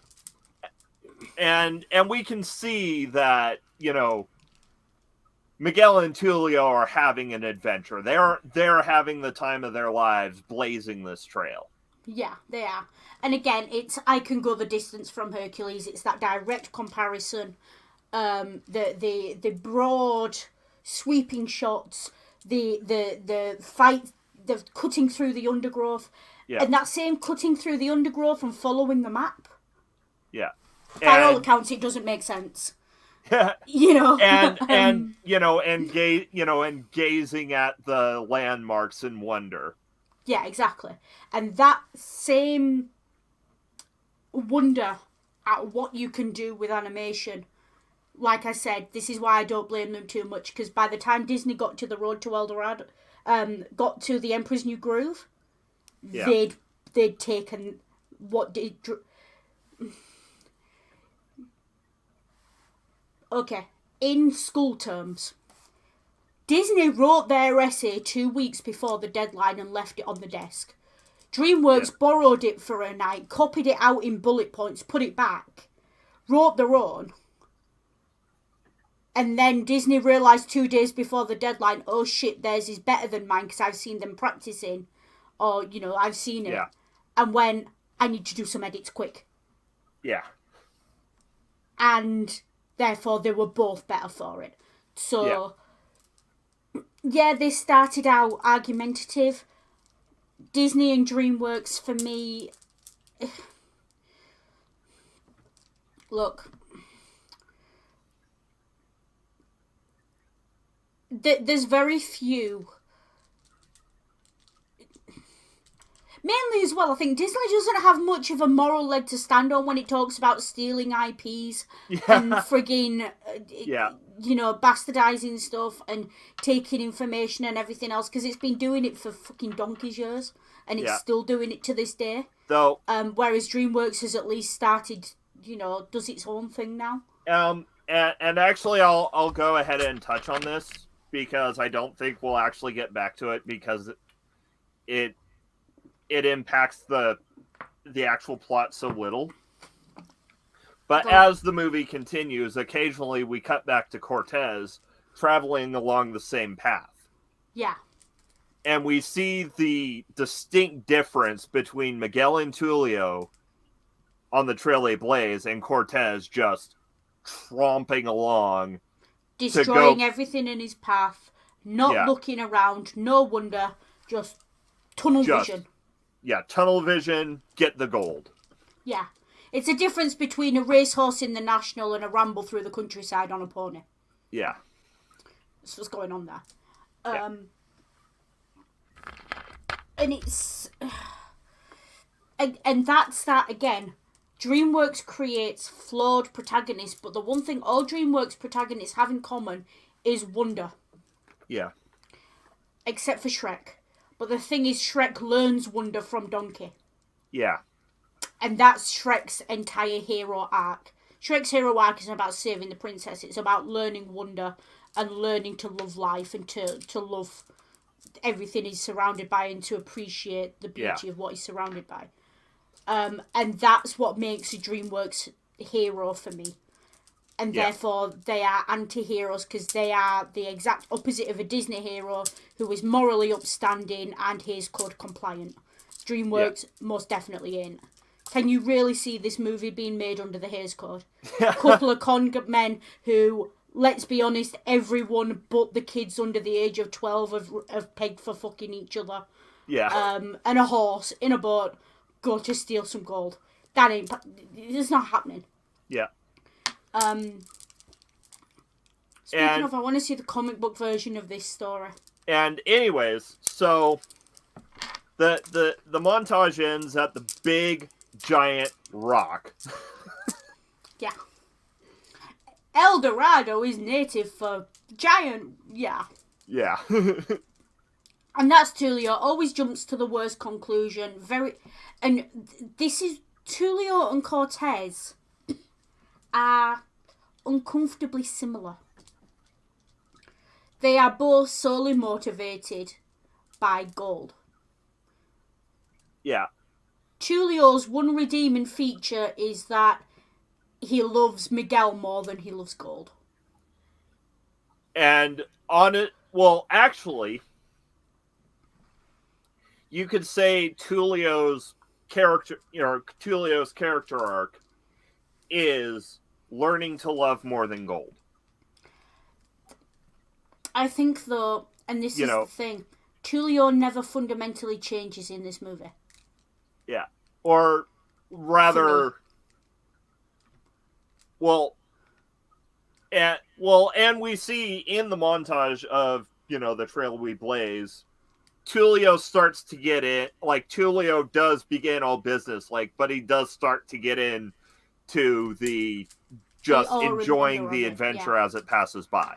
Yeah. And he is very much that way out. But he is purely motivated by self-interest. Yeah. Whereas Miguel's just there for the ride. Yeah. Not necessarily a bad thing in a character, but he's... That's why it kind of surprises me in this story that Chell goes for Tulio and not for Miguel. Well, speaking of Chell, this is where we're introduced to our... we've been introduced to our anti-heroes and our anti-sidekicks and our anti-villains, or our first anti-villain. Now let's meet our anti-princess. Yeah. The Disney princess that wasn't. And this is why I'm so glad Disney didn't make this movie. Yeah. Because Disney would not have taken this chance. There is no way Disney makes a movie with a princess like this before DreamWorks. Because Disney doesn't take that risk. Disney has a history and a canon of safely rebellious princesses. You have Nala, you have Kiara, you have Pocahontas, you have The Little Mermaid. They're all young girls who are rebellious for the right reasons, for the morally upstanding reason, usually because they're hormonal. And they can be forgiven because it's a childish folly. And we're introduced to Chell by her running for her life, holding a mysterious bundle, being chased by a bunch of warriors. Yeah. And the thing is with Chell, a few things that come out straight away. Chell is not a child. Yeah. Chell is not a child. She is a grown-ass woman. Yeah. She puts on the childish, girlish act occasionally. Yeah. She's a grown-ass woman. She doesn't have any wider moral reasoning. She's not doing it for love. She's not doing it for... Since mobile data is turned off, you'll have to turn on Wi-Fi and connect to a network first. Go away! I don't know. Gotta love live streams. Yeah, gotta love live streams, folks. Yeah. She just wants adventure. Yeah. And Disney would not know how to create that princess. Disney still, to this day, hasn't created a princess like that. Yeah. I think the closest they've got is with Brave. Yeah, which we Where will she be wanted to talking be like about her at daddy. the end of this month. Yeah. She wanted to be like Daddy. She wanted to be a warrior, which... Yeah. She wants to be like Daddy. That's the motive. Yeah. There is no motive. She just wants to... She just wants out. She just wants out. And she wants out in a way that's different to Ariel or Jasmine. Or Jasmine. In that she wants out not for love, not for... She doesn't want out because she's just curious or because she's fallen in love with the idea. She specifically wants adventure. And she is not afraid to play dirty to get out there. And she has a very, very masculine motivation. Yeah. And it's nice to see a woman actually given the same... Male characters don't have to justify why they want to go on an adventure in animation. Yeah. They just do it. And it's actually... nice to see Chell get that opportunity. Arguably... Also, she's more of a bloke than... Easily Miguel, probably Tulio as well. Also, spoilers. Chell is the only one who gets the ending she wants. Yeah. I think she gets the ending she wants, but Miguel and Tulio get the ending they need. Yeah. Chell is... I love Chell just because she's simple and she's straightforward. Yeah. And it's just nice not to have to justify the morals of a character just because they happen to be female. Also, someone wolf whistle for me because I can't whistle, but hot damn girl. I can't do it either. She knows who and what she is. She knows she is fucking sex on legs. Yeah. Yeah. So... And she's not messing around. She just does not screw around at all. And I love that for her. And she... for one, she's basically got Miguel and Tulio pegged from square one. Yeah. She's not stupid either. Which is always great when you're a female in an animation. Because if you're stupid, you either end up probably unhappily married or dead. Yeah. Really? Yeah. Exactly. Yeah. And she's not afraid to call them out and meet them on their level. Yeah. Which is nice. And it's nice to see a animation princess who's not 15 and whiny about daddy. Yeah. It's like, someone said to me once, and it's always stuck with me, you know you've grown up when Triton makes more sense than Ariel. Yeah. And it's true. You know you've grown up when you want when you're sat there thinking about Ariel and you're thinking, why didn't you listen to the crab? Yeah. And you know. yeah, well, so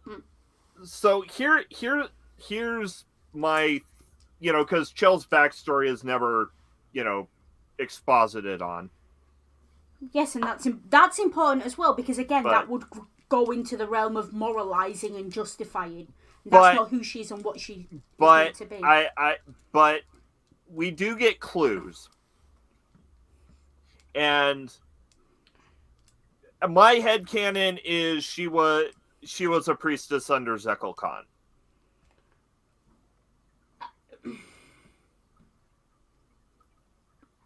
I see where you're going.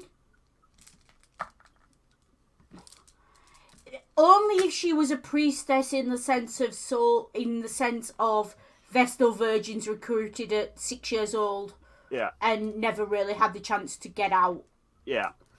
Kind of priestess. Well, because and I mean the few scenes where we see both Chell and Zekel Khan together, you can kind of see that they have history, because Zekel Khan, tells her to put the idol she stole back in its rightful place. And whenever she's, with, Miguel or Tulio, and Zekel Khan is there, and he's like, no, you don't want to deal with him. He is bad news. Yeah, so she knows. Yeah.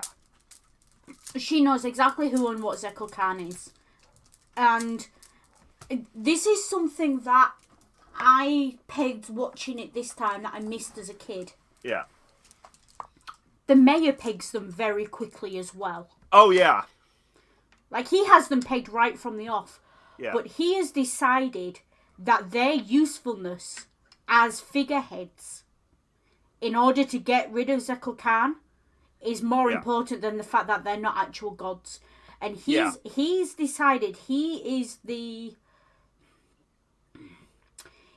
figure who's looked at the corruption of the religion and the dark magics and all this, and decided something has to be done. Yeah. And so he jumps on this opportunity to put them there. Yeah. Now, there is a little... There's a snag in this story that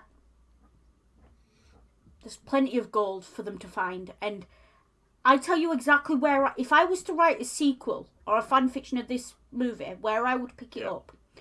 They finish at the end with Tulio in bits because there's no gold and Zekel Khan being carried off, and then there's a moment of quiet. The horse is hiding his hooves. Yeah. And then they climb out of the water. They go to climb out of the water. And rather than running off with the horse, they're there. And they catch their breath. And Miguel turns round and smacks Tulio in the chest. And he's going like this. And Tulio's not listening. And he grabs Tulio and he turns him round and he looks. And you know all that gold that got thrown over the edge in the before they realised that it was going to be thrown over the edge? It's just there in a pile. Yeah. That's how I start the sequel. It's there. And if DreamWorks want to take that and use it, go for it. I don't even want credit, just go for it. Actually... Because Zekel Khan came out right there as well, so that's why the gold must have come out. No. You actually see him get sucked into a side tunnel when he falls. And who's to say that gold didn't get sucked the same way? Because gold is heavy and dense. So's humans. No, humans are buoyant. Yes, but that okay. Remember, the stone jaguar went straight down. But even some of it could have got, the smaller pieces could have easily been siphoned off. Yeah. And they wouldn't need a lot to make a really good living. Yeah. So, it's my theory. But, so we come to, like, the second half of the film, and the main conflict of the second half is the the power struggle between Chief Tani, or the people of El Dorado, and the organized religion of El Dorado, embodied by Zekel Khan. Yeah. Now, I'm going to say something and then I'm going to immediately contradict myself. This movie does polytheism and non-Christian religion really well. Yeah. It's not just Christianity in a funny hat. It is a dual deity system with set practices and, you know, it's all that, and it's not just Christianity. And the gods want blood because they don't bleed, and it has a really good grounding in not being Christianity. Yeah. I say that. It's also a scathing criticism of the Catholic Church. Yeah. Well, and of the evangelical mega church movement. I say the Catholic Church because what we have, the corrupt high priest of this religion goes to Cortez, the established devout Catholic. Yeah. And they have enough in common that they're willing to work together. Yeah. And Zekel Khan looks at him and says, "You are the God, the Messiah figure, that's going to come and destroy everything," and that's what he wants for some reason. I feel like Zekel Khan and Caecilius from Doctor Strange are on the same wavelength. Well, see, now this is why I say Zekel Khan is essentially a send-up of the evangelical fundamentalist preacher. He is eagerly awaiting and praying for the end of times. Yeah, for the day when the gods return, the true gods return and just annihilate everything, and he'll be left standing on the rubble, in the favor of the gods. Yeah. I see where you're going with it, but yeah. Again, his primary motivation is greed and avarice and self-interest, as is... Look, no one went to the New World because they were purely devout. They went because they wanted money. They wanted gold. And they went with the Pope's blessing. That was the whole point. That's why the Spanish went out there, because they wanted to claim the New World for Christendom. That was the entire, that wasn't even hidden. That was the propaganda. That's how they recruited people to do it. Go and claim the New World for Christendom and for Christ. It's the same argument they used 800 years previously when they were looking for when they were going out into the Crusades. And 600 years previously. And and a couple hundred years later, and a couple hundred miles north, when they were manifesting their destiny across the continent. Exactly, it's the same argument over and over and over again. And there is people fall on different sides, and different historians will lend different strength to the argument of they were religiously motivated. Yeah. Okay, maybe the people right at the top were motivated by money and greed and avarice. But the people they recruited who actually did the legwork on the ground, a lot of them were there because they thought they were serving their church. Yeah. That's why we have fuckwit Americans going to islands and getting murdered. Yeah. That's what happens. They're going because they believe they're going for their God. They're not going because they're looking for gold or for riches or for fame. They're going because they want to spread Christianity to the savage natives or whatever. Yeah. But the people who send them there are sending them because there's money to be made. Yeah.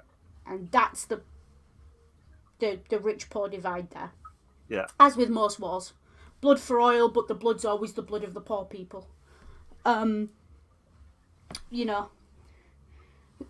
First and Second World War were basically a massive family ruction in Europe. Yeah. The First World War especially was basically what happens when Christmas dinner goes wrong. Yeah. in royal families. So yeah, that's a massive oversimplification. No one at me. And, Please don't at me. I'm being flippant. This is but- a media show, not a history show. Yeah.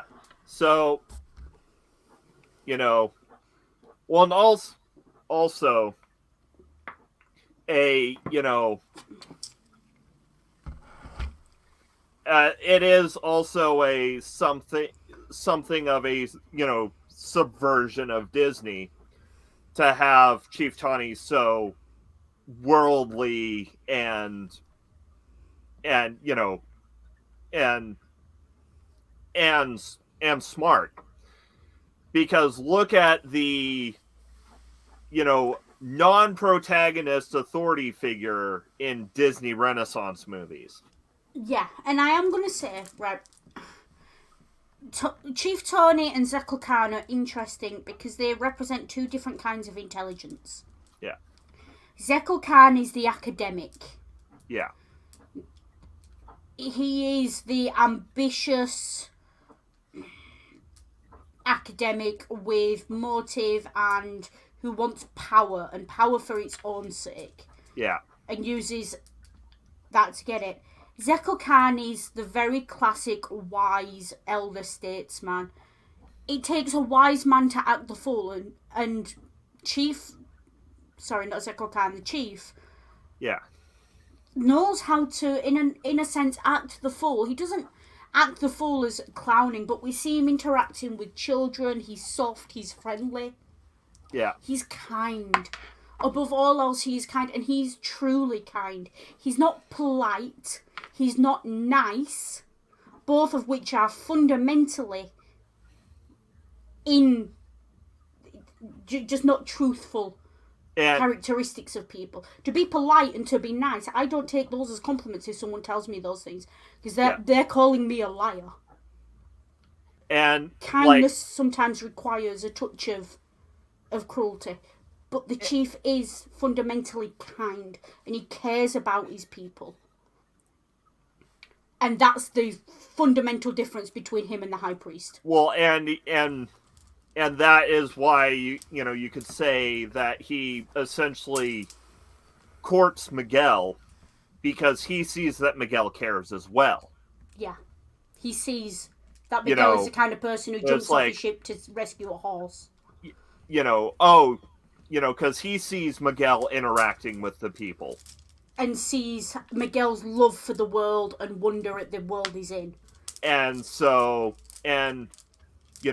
he convinces, spoilers, he convinces Miguel to stay and lets slip to Miguel that he pegged him. Okay, first of all, he doesn't convince him. He gives him permission. Yeah, he gives him permission. Because Miguel wants to stay but doesn't think he can and get away with it. Yeah. By letting slip that he knows Miguel is human. Yeah. He's basically saying, if you stay, I'll cover for you. I'll make it work.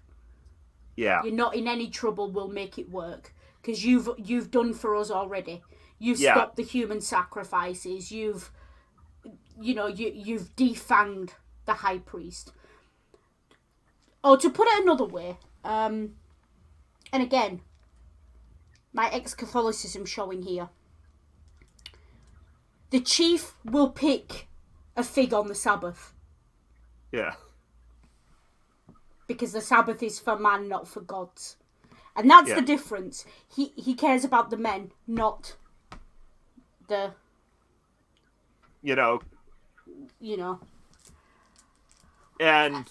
And that is the difference. And he does have that sense about him as the kindly elder statesman who everyone loves. And it's the difference between ruling through love and kindness and ruling through fear. Well, and actually, okay, so another subversion. Disney villains, especially in the Renaissance era, are famous for their songs. They all get a song, for the most part. In Rotel Dorado, each of the two antagonists, Cortez and Zekel Khan, each get a really good monologue. Because Zekel Khan has the "you don't know how imperfect humans are" monologue. Yeah, that's just Catholic guilt all over. Yeah. It also might be evangelical control mechanism, but it's definitely Catholic guilt. And the whole, messing with snakes and everything. Yeah. That's classic. That's ripped straight out of Prince of Egypt. Yeah. They clearly looked at Prince of Egypt and thought, that was cool, that worked, let's do that again. So, okay, so here's how it's also a subversion of Prince of Egypt. So, in Prince of Egypt, all of Hotep and Hoy's magic Tricks. are obviously shown as smoke and mirrors. Zekel Khan has legit magical power. Yeah. Which is, in and of itself, he's more of a dangerous villain to them than Cortez. Yeah. Within his own sphere. But then we see the really mundane way they bring him down. Yeah. And they bring him down using his own weapon of fear. He has ruled this town through fear by choosing people to sacrifice and throw them into that hole. Yeah. And he goes down by going into that hole. Yeah. Though we're getting ahead of ourselves. Yeah. It's the difference between Quakers and like Mormons, maybe. Yeah. Yeah. But a lot of sectarianism going on in this movie, basically. Yeah. So, they're introduced. We meet our major players on the El Dorado side of things, and we have the volcano gag, which is fantastic. Yeah, which is absolutely fantastic because you actually do believe of Tulio that he's got such a temper on him. If he snaps, a volcano would go. Yeah. Which is just great. Yeah.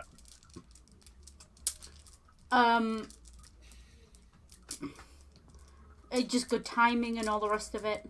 Yeah. And then we have, and again, another deviation from Disney. Yeah. Which I've already touched on, but Chell is, like I said, a grown-ass woman who knows exactly what she does and looks like to men. Yeah. Or, anyone with eyes, because, how did I not realise my sexuality a lot younger? Because I definitely had a thing for her, thinking back on it. Because, remember, Chell is off limits. Yeah, Chell is off limits. And it's the bro code, isn't it? Yeah. That's what that is. That's a forerunner of what would become the bro code. Well, maybe it's just a representation thereof. I don't really know how long the words the bro code have existed. Yeah. Before Neil Patrick Harris did it for 10 seasons in How I Met Your Mother. I imagine it predates that, though. Like, that doesn't seem like an original thing. It's very frat brothers. It's very... It's learning from the mistakes of Jake and Elwood. Yeah. Women are off limits because if you don't put them off limits, they come after you with missiles in later on. Like, women are off limits. Yeah, and Chell lets them know, hey, you guys have no idea what's going on here. I'll give you inside information so you can keep your scam going, but you gotta take me with you. Yeah. When you leave. And again, no motive given. She just wants adventure, and I like it. And she is, right from the start, a sexual character. Yeah. She's barely dressed, which culturally appropriate, but to Tulio and Miguel, she's fucking hell. She's all the right curves, all the right places. Yeah. She's very smoothly drawn. She's got the beautiful glowing skin tone of a woman who's lived a life under the sun. You know, she's just... I'm sorry, I have a crush, okay? You're going to have to deal with it. Actually, she's my type. And you can see why I fell for her and then Dom's girlfriend in Fast and Furious. You can see why those are my crushes. Yeah. I have a type. Also, fun fact. There's only one motif to get its own track in the soundtrack, and it's the motif that's played for Chell. And the name of that motif, and the name of that track is Chell Dorado. Yes, it's a euphemism, folks. Yeah. It's definitely a euphemism. Yeah. So, the meaning of her, and Tulio really does try not to... And we do get the sense that Tulio realises, or thinks, that if either of them look at her, they're going to end up arguing over her. Yeah. So it's really nice that they bypassed that and didn't go the love triangle route. Yeah. Listen, in my headcanon, they all carry on adventuring in a polyamorous relationship around Tulio. Deal with it. Miguel and Chell both adore Tulio, and they get along pretty well together. That's how that works out. Don't at me. And, and of course, we also get the, the beginnings of the power plays between Chief Tani and Zekel Khan over Miguel and Tulio, when, Zekel Khan, offers, the tribute at dawn, and Chief Tani is like, okay, then we'll have a celebration tonight, and we have the gift. And Tulio clocks it really, really quickly. Yeah. I want you to bring up that last comment from Mark Caesar, please. Yeah. Because I don't think I was explicit enough if this question has been asked. Yeah. That's what I mean. The avoidance of turning this into a love triangle means that Chell retains her self-interest and Chell retains her independence throughout this movie and throughout any potential sequels you might want to imagine. Because she is not this potential property who they play tug of war with. She remains her own person even after she gets with Tulio. Yeah. And that was mind-blowing. Yeah, and to watch as a kid raised on Disney. Where women were the property of their fathers and menfolk. Yeah, in a Disney movie, it would turn into a love triangle scenario. Yeah. But but the way it goes is dedication to the scam versus dedication to the adventure. Yeah. And in a Disney movie, it would turn out that she was the chief's daughter and Tulio had to go ask his permission to marry her. Yeah. And just no. And in the Road to El Dorado, she's Chell. Yeah. As much as I'm making gags about Miguel and Tulio, also Miguel is definitely an A-spec icon. Yeah. He's never interested in sex. He's just he's there for the adventure and the wonder of it, and ace icon right there. Yeah.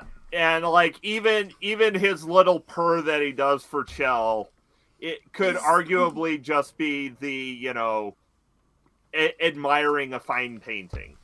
Yeah, exactly. I'm a spec. I still look at Chell and I think, whew. I can appreciate fine art. It doesn't mean I have to be a painter. Yeah. I don't have to be a painter to appreciate fine art. Yeah. That's a really misogynistic thing to say, but you know what I'm getting at. I'm talking about animation. I'm not talking about actual women. I look at human beings and I'm like, I have eyes. I'm ace, not blind. Yeah. Um, And so after the discussion, it goes into what I will lovingly call the sequence in which Katzenberg in which DreamWorks does pink elephants better than Disney did pink elephants. yeah, this is I call this Miguel's homecoming. Yeah. He basically escapes to go explore. No, I'm talking about It's Tough to Be a God. Yeah, it's tough to be a god. Okay, yeah, that's definitely pink elephants. Like, even with the way it's laid out, it's like a cross between pink elephants and Deception Disgrace from Lion King 2. Yeah. It's like that cross of visuals going on. Yeah, where the animation gets really more and more stylized as the protagonists get more and more wasted. Yeah, and you can see as well, you can see how this influenced The Emperor's New Groove. Yeah. You can really see how this movie influenced The Emperor's New Groove, or vice versa, depending on where you fall. Arguably, I can't really. I don't think you can really say that because Emperor's New Groove only came out months after. So these were probably in production around the same time as each other. Yeah, but you can see where they were both heading in the same direction, and that does give credence to the thing. Yeah. And it is a really interesting visual style.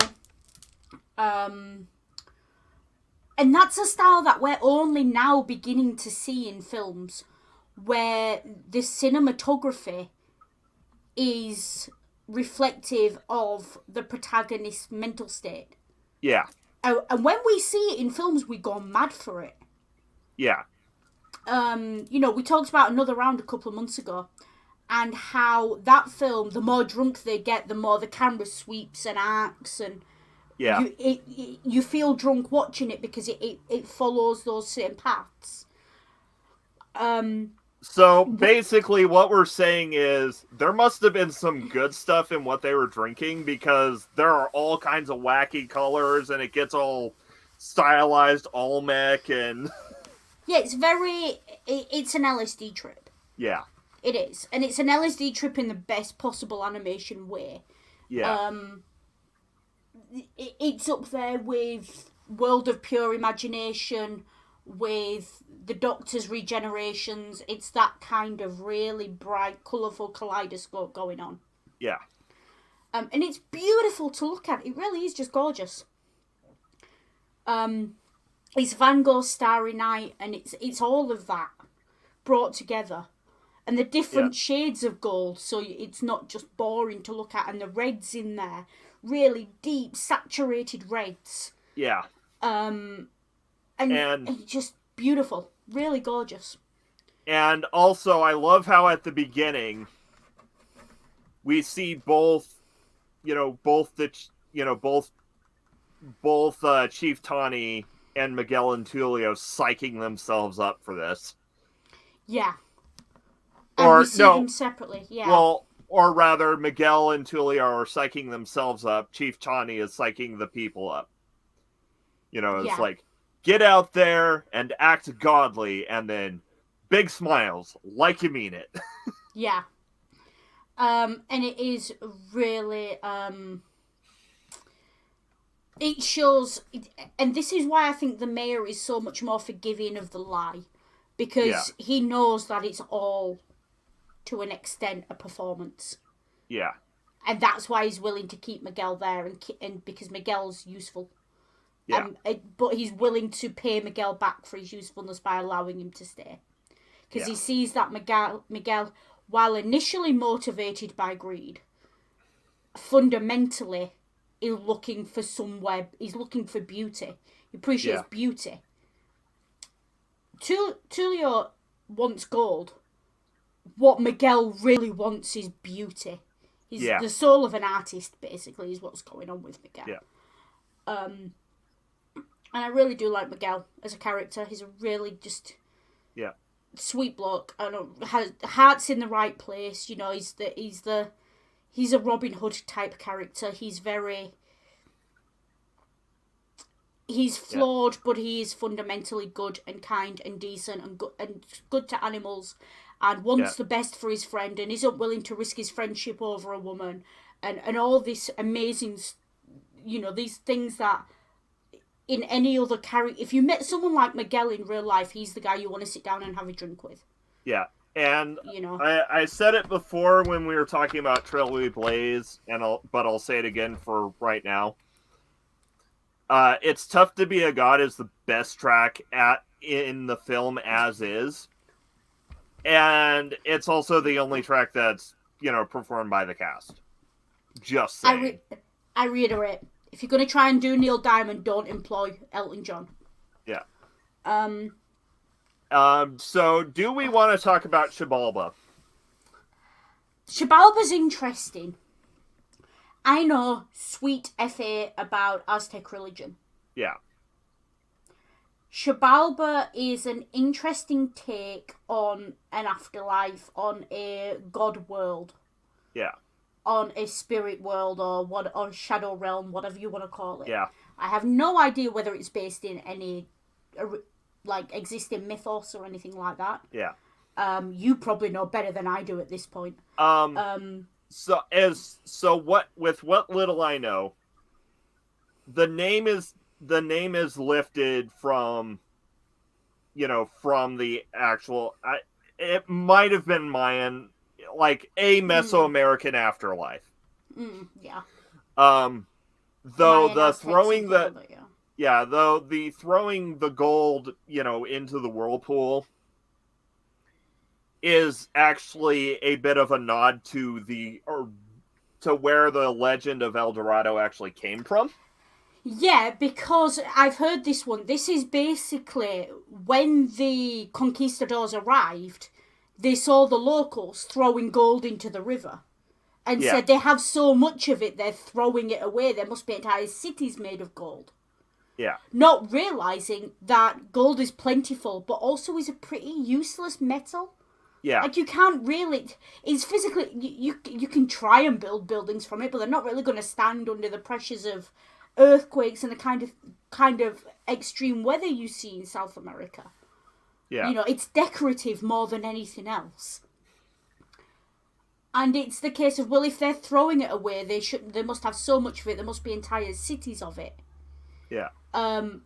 It built up around that because they were finding it in the rivers and stuff where it had been, you know, thrown to the gods or whatever it was for. But yeah, there's a lake in Nicaragua, I think. Where, you know, where this tribe lived, and the conquistadors started hearing, you know, stories about Le Hombre Dorado, the man of gold.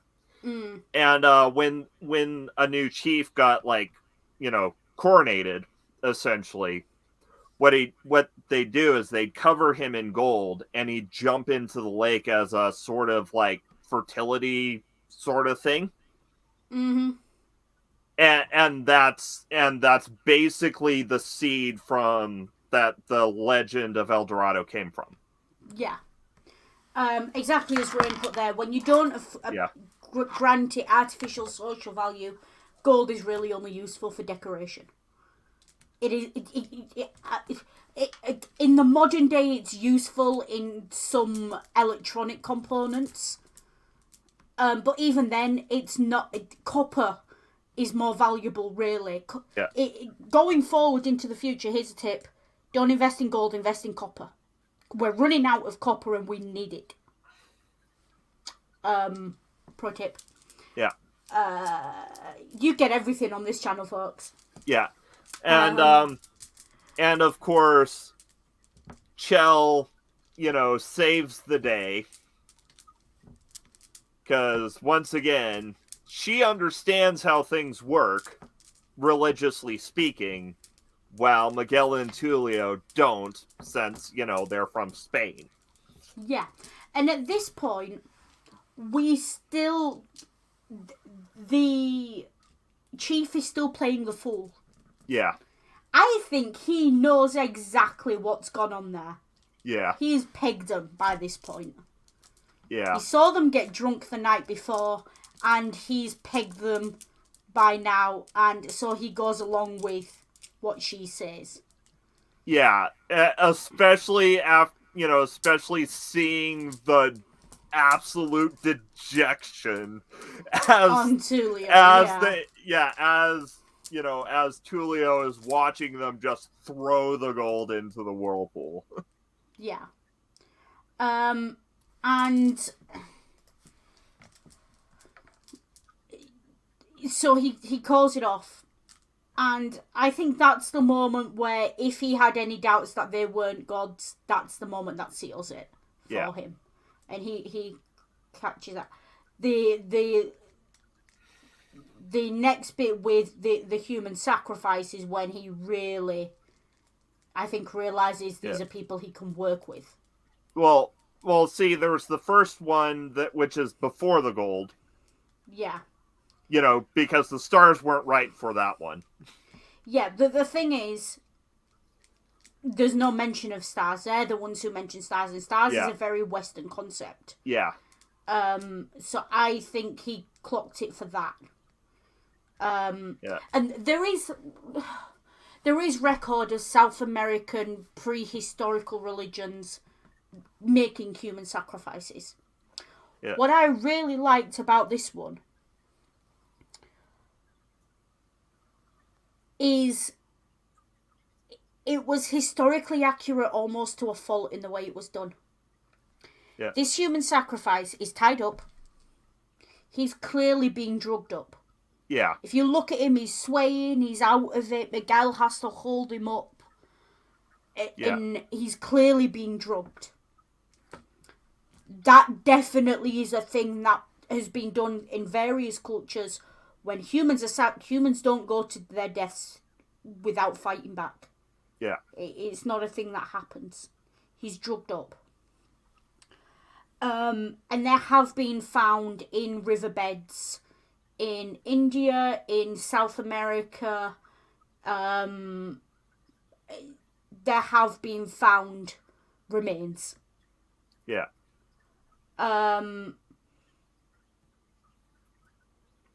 So it's,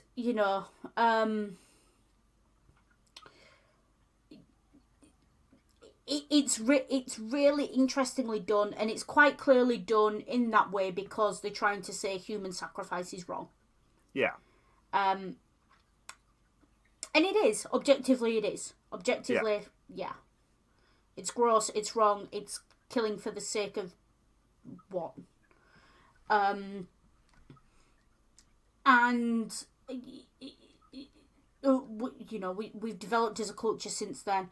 What I like about this is, even though it moralizes about human sacrifice and about how twisted up the high priest is, it doesn't.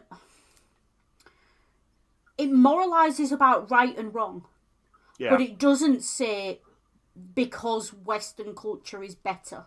Yeah. It just says, in this specific context, right now, human sacrifice is wrong.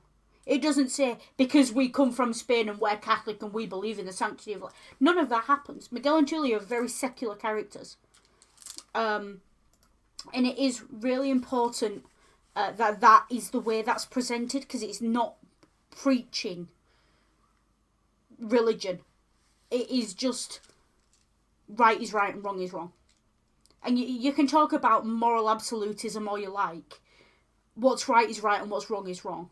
And Tulio and Miguel quite clearly are perfectly happy doing the wrong things. Conning people, cheating people. But there are lines even they won't cross. And that's, Yeah. Though, on the moralizing bit, something tells me that if this were a Disney movie, there would be no Chief Tani to be a counterpoint to Zekel Khan. Yes, because the entire culture of El Dorado would have to be...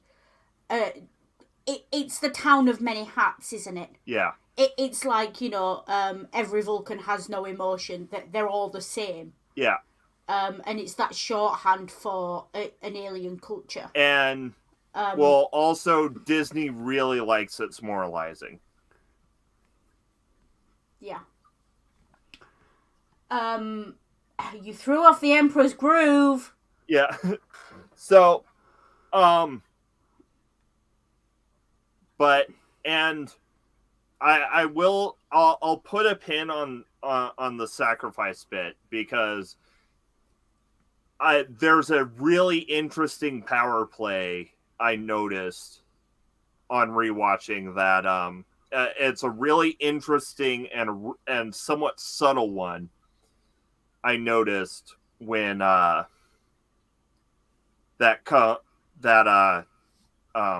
Zekel Khan makes later.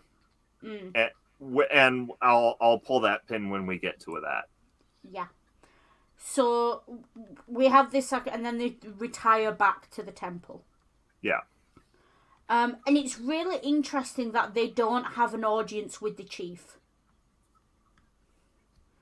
After they have just humiliated the high priest. Yeah. Well, but accepted the chief's offering gladly. Yeah. Well, they retire. Yeah, they retire back to the temple and talk about the how, like, Tulio explains the power dynamics to Miguel and the younger members of the audience. Mm. And how, this is how we're going to do things. And then Miguel brings up something that they didn't think of. How are we going to move the gold? Yeah. And then it cuts to the chief. Yeah. And we have the conversation around the boats. Yeah. And it's interesting that they do play him off against Zekel Khan. Yeah.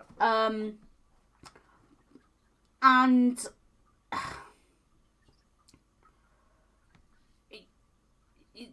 if the chief didn't know they were human, he knows by the end of this conversation. Yeah. And he knows he's been taken for a ride. And also, this is where we really see what Miguel practically brings to their partnership on a business level. Because Miguel's a great negotiator. Yeah. Because it's Miguel who's like, no, that is actually the best that they can do. We'll take it. Yeah.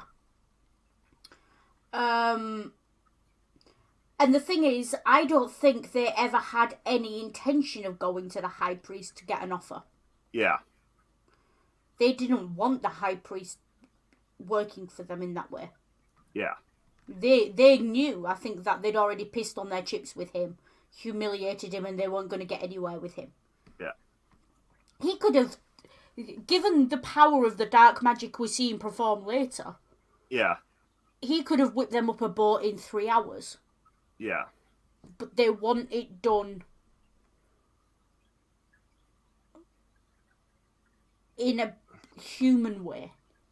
Also, if they did go to Zekel Khan, he'd peg them, and then he would. And then brutal, agonizing failure. Yeah. And so in that sense, they definitely picked, of the two, the best guy to go for. And now they've got 3 days. This is a great plot hook. It gives them a time limit. Yeah. It sets up Cortez is 3 days behind. Yeah. 4 days behind, technically.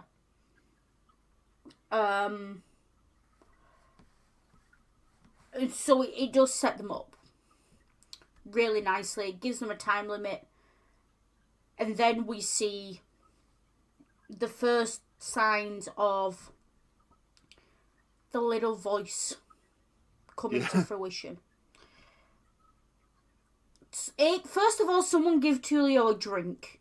Guy needs a drink and to just chill out. Tulio got exactly what he needed in this movie. Yeah. He needed to get laid, he needed a drink, and he needed gold. Yeah. That's what he needed, and that's what he got. Yeah. And you do see he does chill the fuck out once he gets laid. Yeah. And he's very... And you almost see... Again, that's that difference between Miguel and Tulio. Tulio is of bodily, earthly, profane pleasures and wealth, and Miguel is the wonder of it, and the children, and the music, and the games. These two, it really it's a really interesting dynamic between the two of them, and shows how different they are. Fundamentally different. They are fundamentally different. They have different values, different morals, different motives. And the only reason they are still working together is because they have that friendship, that love for each other. Whether you want to call that love platonic or otherwise. But, of course, Chell does a little bit of nudging. Yeah. And again, Chell controls the narrative here. Yeah. And gets them separated. Which, honestly, good on you, girl. You saw what you wanted, you went for it. You like your men tall, dark and handsome. Yeah. Look who I married, I can't argue with that shit. Yeah. Like, all we need to do is curl your hair and you can make a really good Ignore me. Actually, you know what? Put my hair back in a ponytail, put a blue shirt on. Yeah. I could rock it. You could rock it, definitely. Yeah. I'd have to lose about half my body weight to rock Chell, but there you go. I'll say it before someone else does, I don't care. Yeah. And they obviously get laid. And this is another one. Disney always skirts the edge of sex. Yeah. Disney is never explicitly about sex. And it's about love and the power of love and all that. And it's very pure and childish. And if you pay attention to where their heads come up. Yeah, she was giving him a blowjob. Yeah, they weren't doing missionary. No, they weren't. She was giving him a blowjob. At the very least. And listen, his hair was wet, so who knows where his head was. Yeah. Just saying. Takes two to tango. They made, if that's what they're into, cool. It's good to see, a healthy sexual relationship. And there's no real emotion behind them at that point. It is just casual sex. It's just good fun. And it's only later on when they have the blazing row that ends in, I want you to come to Spain with us. Yeah. That develops. Well, and she knows she's she knows she's playing him, and she knows she's in it to get what she wants, and what she wants also happen. And if it comes with an orgasm, then and it's a wonderful convergence of the two, where he knows she's playing her, she knows she's playing him. He's happy for her to play him. And then he just lays his cards on the table and is like, actually, don't play me. We could have something good here. Are you interested? And she's like, well, I'm interested if you're interested. But and off they go. And so we come to the part where Miguel is starting it finds out about some orders that he's been giving out without his realizing it. Yeah. If you're ever in a position to give orders, make sure you check with your underlings that your orders are going through. Because there'll always be one friggin'... Or rather, the speaker for the gods has not been speaking for Miguel. Yeah. And there is this great moment of Miguel's expression where he just goes, seems like I've been giving a lot of orders around here. Yeah. And then take this for an order, have the day off. Yeah. And, and then the Jaguar Warrior, I almost feel sorry for the Jaguar Warrior. Yeah. Like, loneliest, but Miguel has his loneliest man in the world moment. Yeah. Where he sees the downsides of being a god in that everyone's terrified of him. Yeah. Or at least of being a god that this priest has claimed is a god. Yeah. But just by being himself, and again, it takes you right back to the beginning of the film and who Miguel fundamentally is as a person. He plays his string instrument and the children come to him. Yeah. And it's very much... Again, I hate to say it because Christianity, but it's very much let the little children come to me moment, isn't it? Well, first, he plays the dun dun dun dun dun dun, but they're startled by that, so he, starts playing like a softer, more friendly sound. And that's the beauty of Miguel is Miguel can read people, and Miguel is a people person. Yeah. He's the bad. Yes. He's definitely the bad. Yeah. And music and beauty and art, it all feeds into who he is as a person. He's a seeker of beauty. Yeah. And it just so happens that in his life and his era, gold is beauty. So it makes sense that he would seek gold. Yeah. And that's where he and Tulio have that commonality. But Tulio seeks the riches that come with gold. Yeah. Miguel seeks the beauty of it. And that's the difference. So this is where we have what you call Miguel's homecoming. Yeah. Miguel slowly, and the children first, and then the women in the doorways, and then the men folk. Yeah. And then he's playing the game, and the horse comes round, and the horse has got the children. And it's all very Disney. It's very, you half expect birds to come flying in and dress him kind of moment. Yeah. It's very soft. It's very sweet.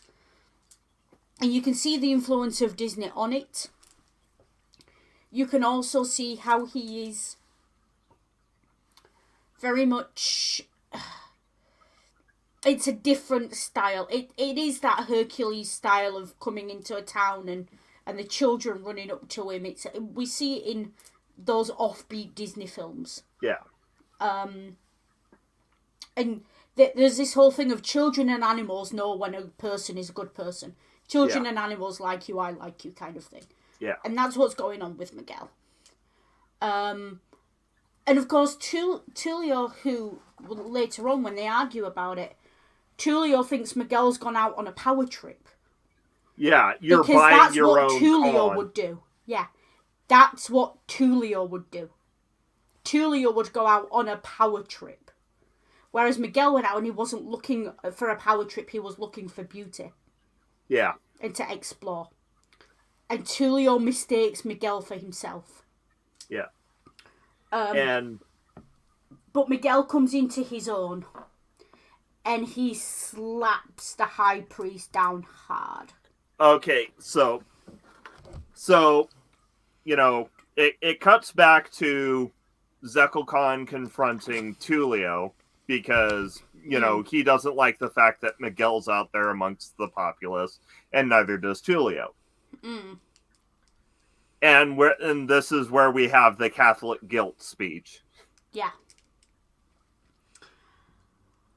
And Tulio gets it. Or at least Tulio gets what Zekel Khan's trying to sell him. But he also gets that he doesn't want Yeah. He knows what... You can't con a con man. Yeah. And Tulio knows Zeko Khan's trying to con him. Tulio clocks that. Well, and also, Tulio clocks that Zekel Khan is a terrifyingly dangerous zealot. Yeah. And that's the moment Tulio clocks that. And he realises what's going on. Yeah. And I think that's where we see Tulio's line in the sand gets drawn again with the biblical quotes, I can't help it, but it is very much Tulio's Job moment of hither or thou shalt come but no further. Yeah. You can claim I'm a god, you can offer me gold, but over my cold dead body are you killing someone in my name. Over my cold dead body are you gonna hurt people in my name. And this leads directly into the ball game. The ball game. Yeah. Which almost feels like he snapped his fingers and created the entire thing around them, and there's magic going on there in the way it's shot. Well, not shot, but animated. Well, yeah, in the way there's the jump cut from this is not how the god should play ball to this is how the god should play ball. Yeah. And again, it's that grandiosity. Yeah. And, I'm thinking about this high priest and I'm thinking the grandiosity and the cruelty. And someone find me a checklist for psychopathy. Yeah. Because, there's a lot to tick there. But, so, and here's, I since it's part of the ball game, I'm going to put it here at the beginning so I don't forget. Go on. This is where we have Zekel Khan's subtle power play. Yeah. Because who does he pit Miguel and Tulio up against? His own men. Nope. Oh no, the Chiefs men, knowing that if they lose, they'll be sacrificed. But if they win, he can come up with, oh, how dare you disrespect the gods by winning, and he basically puts them in a no-win situation. Yeah. And it's kind of, they don't seem to realise it, but the chief does. Yeah. Because they play their hearts out in this game. Yeah. And it almost feels as if you said to someone you're going to die at the end of this regardless, you sort of go, it's gladiatorial combat, isn't it? If I'm going to die, I might as well put on a good show. I might as well die with my back straight on my feet and, die with honour, basically. Yeah. It's the concept of an honourable death, which is pretty damn deep for a kid's film and doesn't appear in Disney. Rarely appears in Disney. And also something that doesn't appear in Disney is the protagonists win by cheating. Usually the protagonists win by a stroke of luck. Yeah. Or because the villain got into monologuing or did something fundamentally villainous. Yeah, and of course, it's Miguel that gives the Disney answer is we need a miracle. And Tulio gives the... No, we need to cheat. Yeah.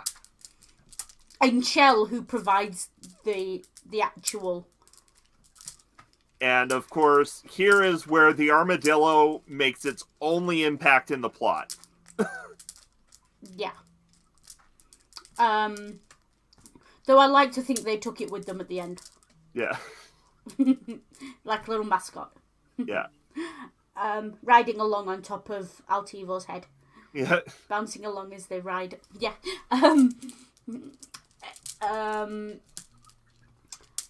And yeah, it's a great thing, and the little moments like we see when it's right there and you see the legs scrabbling to push it through the hole and how it comes out of the hole, and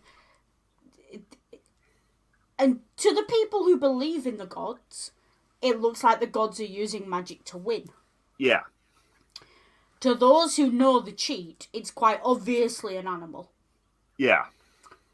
And to the priest, it's, they've caught me out again. What the I'm scrabbling for a hold in this power play that he's set up that he suddenly realised he's been outbested at. No. And the whole thing... No, the priest really wants this to happen, because remember, as he's going to his place to watch the game, he says to Miguel and Tulio, crush them into the dust. Yeah, but I think with the priest, because he's starting to get the impression that maybe they aren't gods, and he needs proof. And he's trying to prove, essentially, this guy needs them to prove that they are gods, otherwise his entire life is a lie.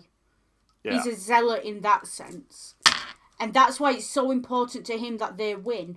But it's also why when they're losing, and then they start winning, he's horrified, because he realizes he sees through it. The thing is, you can't con a con man, and that works both ways. The priest can't con Tulio, but Tulio can't con the priest. And this game is where we see that come to fruition. No, see. Or at least it's where we see it start. See, I have a slightly different reading of this. Go on. So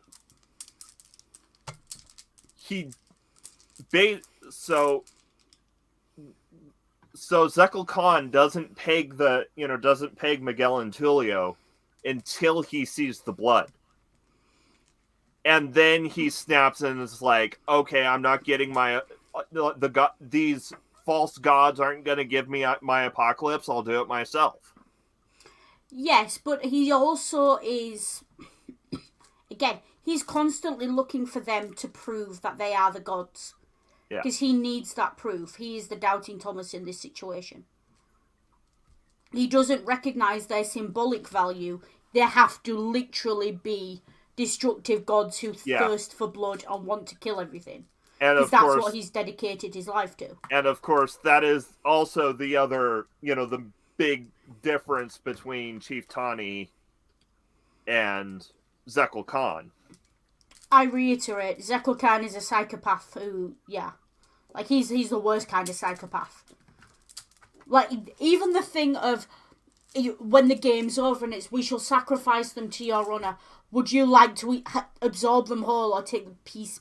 And you can see the visceral pleasure he takes in describing chopping them up and the cannibal. And it's just gross. It's Anthony Hopkins' version of Hannibal Lecter. And of course, a lot of his lines have that undertone. Like when, after they bring up, Miguel and Tulio to the temple, when he's standing outside with Chief Tani, there's, so begins the age of the Jaguar.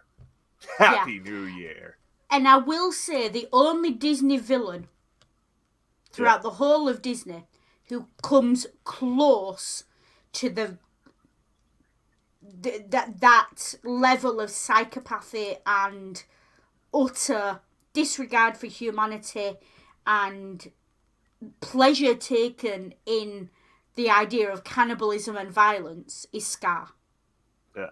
Even the imagery is similar. The green lighting around the magic and, Scar's very famous villain song with the green lighting and the hyenas and all that. Yeah.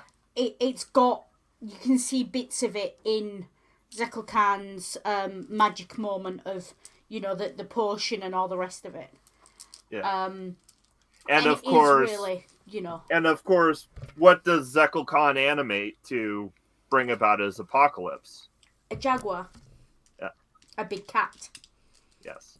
That has the same dark and green colour scheme as the famous Scar montage in the song. I can see it in my head. I can see Scar on the rock and the hyenas there and the green lighting and the hyenas laughing and Scar singing about how he's going to take over and how they'll never go hungry and because they basically cannibalized the Pride Lands. It's all of that distilled into this Zekel Khan character. Yeah, and and then juxtapose that with it needs more body. Yeah. And the thing is, what's really interesting and what I find really interesting that DreamWorks does, which is a real subversion of Disney. Yeah. Disney villains are fat. Disney villains are fat and have dark colour schemes and it's Ursula. It's that. Disney's Ursula is a very similar kind of thing going for her. DreamWorks villains are skinny, old, bitter, mealy-mouthed, twisted. They are real. They're like death warmed over. They're Yzma, basically. They're this guy and Yzma. They are like death warmed over. And that's why, in this film, Cortez doesn't hit so much as a villain. Yeah. Because we have the true villain, who is Zekel Khan, who is that vicious, violent, and he takes pleasure in it. And he doesn't just take pleasure in it because it's for the gods. He takes pleasure in it because he actively is a bit of a psychopath and he enjoys it. Yeah. And that's Scar, that's Ursula. And it's interesting to see how in DreamWorks the characters are all, DreamWorks celebrates fatness. It does. Fiona had the option to remain a beautiful princess, but instead she became an ogre. The Prince Charming is a smarmy bastard, and Yzma is, what was it? Scary Beyond All Reason. Well, I mean, Yzma's Disney. Yeah, but when we talk about these two films, we compare to Yzma because the whole background of these films. So you can, like in Megamind, Titan is an incel. Yeah. Yep. Even in ants, the skinny ants, the worker ants at the bottom, and the friendly butterfly bug, and all that is like the sort of fat comic character, whereas the soldier ants are like, and it's just a nice subversion and a nice change. It's like DreamWorks looked at everything Disney had been doing wrong for 100 years and went, let's do the opposite of that. Yeah. It was nice. What can I say? I was the fat kid of colour, Yeah. What do you want from me? I liked seeing representations of myself on screen that weren't villainous and greedy. Sue me. Yeah. And it's nice to see that soft, cuddly teddy bear kind of character for a change. Yeah. And we really see that in Miguel now loses his rag at the high priest. Yeah. You do not speak for the gods are here and they can speak for themselves. And I say no more human sacrifices, not now, not ever. And this is, and of course, Zekel Khan sees the blood. Yeah. And this is where we get the direct lift from, because overall, Road to El Dorado is more of a general inspired by the man who would be king. Seeing the blood as a direct plot point is directly lifted from Kipling. Yeah. And it makes sense. Why do gods want blood? Because gods don't bleed. That makes sense. That is a very Christian reading of paganism and polytheism. Yeah. Because, I don't know, they didn't actually pay attention to the original myths or didn't understand that the gods fight and get into battles all the time. Like, that's half their deal. Something, what do you mean we demonize you? Yeah. something, just because you drink the blood of your god doesn't mean I like that. And that's again that fundamental difference. Christianity drinks the blood of their god. They believe polytheist gods don't have blood. Yeah. And it's that, you know, it's what I like about it is the humanity of the chief really shines through in that he's clocked it. Yeah. But the people, I think at that moment, after Miguel makes that speech and slaps the high priest down, it doesn't matter whether he's a god or not. Yeah. The people love him. And the people will love him regardless of whether he's a god or not. Yeah. And something with Rain saying there, no, the blood actually physically bubbles and comes out of his head. Like you see it physically drip out. There's no way that's and there is a and cinematically the audience knows that Zekel Khan has clocked it. Yeah, that's what that's because of the shot reverse shot. Yeah. But Miguel at that moment doesn't matter whether he's a god or not. Yeah. He's saved them from Zekel Khan. Yeah. That's what he's done there. He's freed them from the nightmare of living under control of this person. And he's silenced the man who would claim to speak for the gods. Yeah. And it's really interesting that happens and then we see Zekel Khan turn to dark magic. Like, we knew he was doing it before. It's hinted at.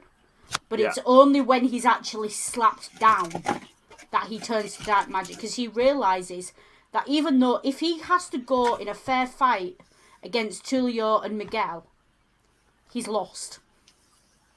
Yeah. So he has to turn to magic to beat them. And also, once again, he's gonna get his apocalypse if he has to do it himself.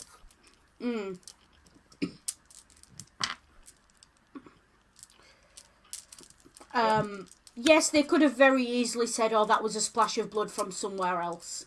Yeah. Rain, and I see what you're getting at. Sorry, that was me misreading it. Yes, it's a possible excuse, but obviously he's seen what he's seen. Then we have his villain scene, which in a Disney movie definitely would have been him singing about how he was going to destroy the world. Yeah, but in the Subversion, it's a lot more nuanced and it works, and as it's a lot shorter, it works. It packs more of a punch. Yeah, and it ends with this scene of him very animalistic. So we have these now who are elevated to gods, who are more than human. And in order to beat him, he's gone low. Yeah. And he's gone to become an animal to beat them. Made of stone and he's gone low while they've gone high. And it really draws out that immediate duality of good versus evil here. And in so much that this is the clearest cut good versus evil Rotel Dorado really gets. Yeah, and this is where the colour scheme really comes into play. Yeah. Miguel, Tulio, Altivo, the white horse, are all light, bright colours. You've got this giant black stone jaguar and the green potion and fumes and everything else, and the green eyes. And even when Altivo kicks the eye, it's that green, toxic green edging on it and everything else. It's really... It's the same colour scheme as the Lion King. It's Scar in the black and green and Simba in the red and gold. Yeah, and... That's what's going on there. And hey, Rig, channel punching bag. Channel punching bag.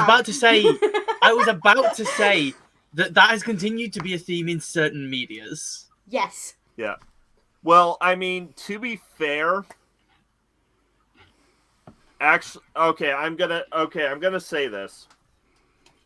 This is a case. This is most likely a case. I'm going to hedge my bets here. This is most likely a case of Disney lifting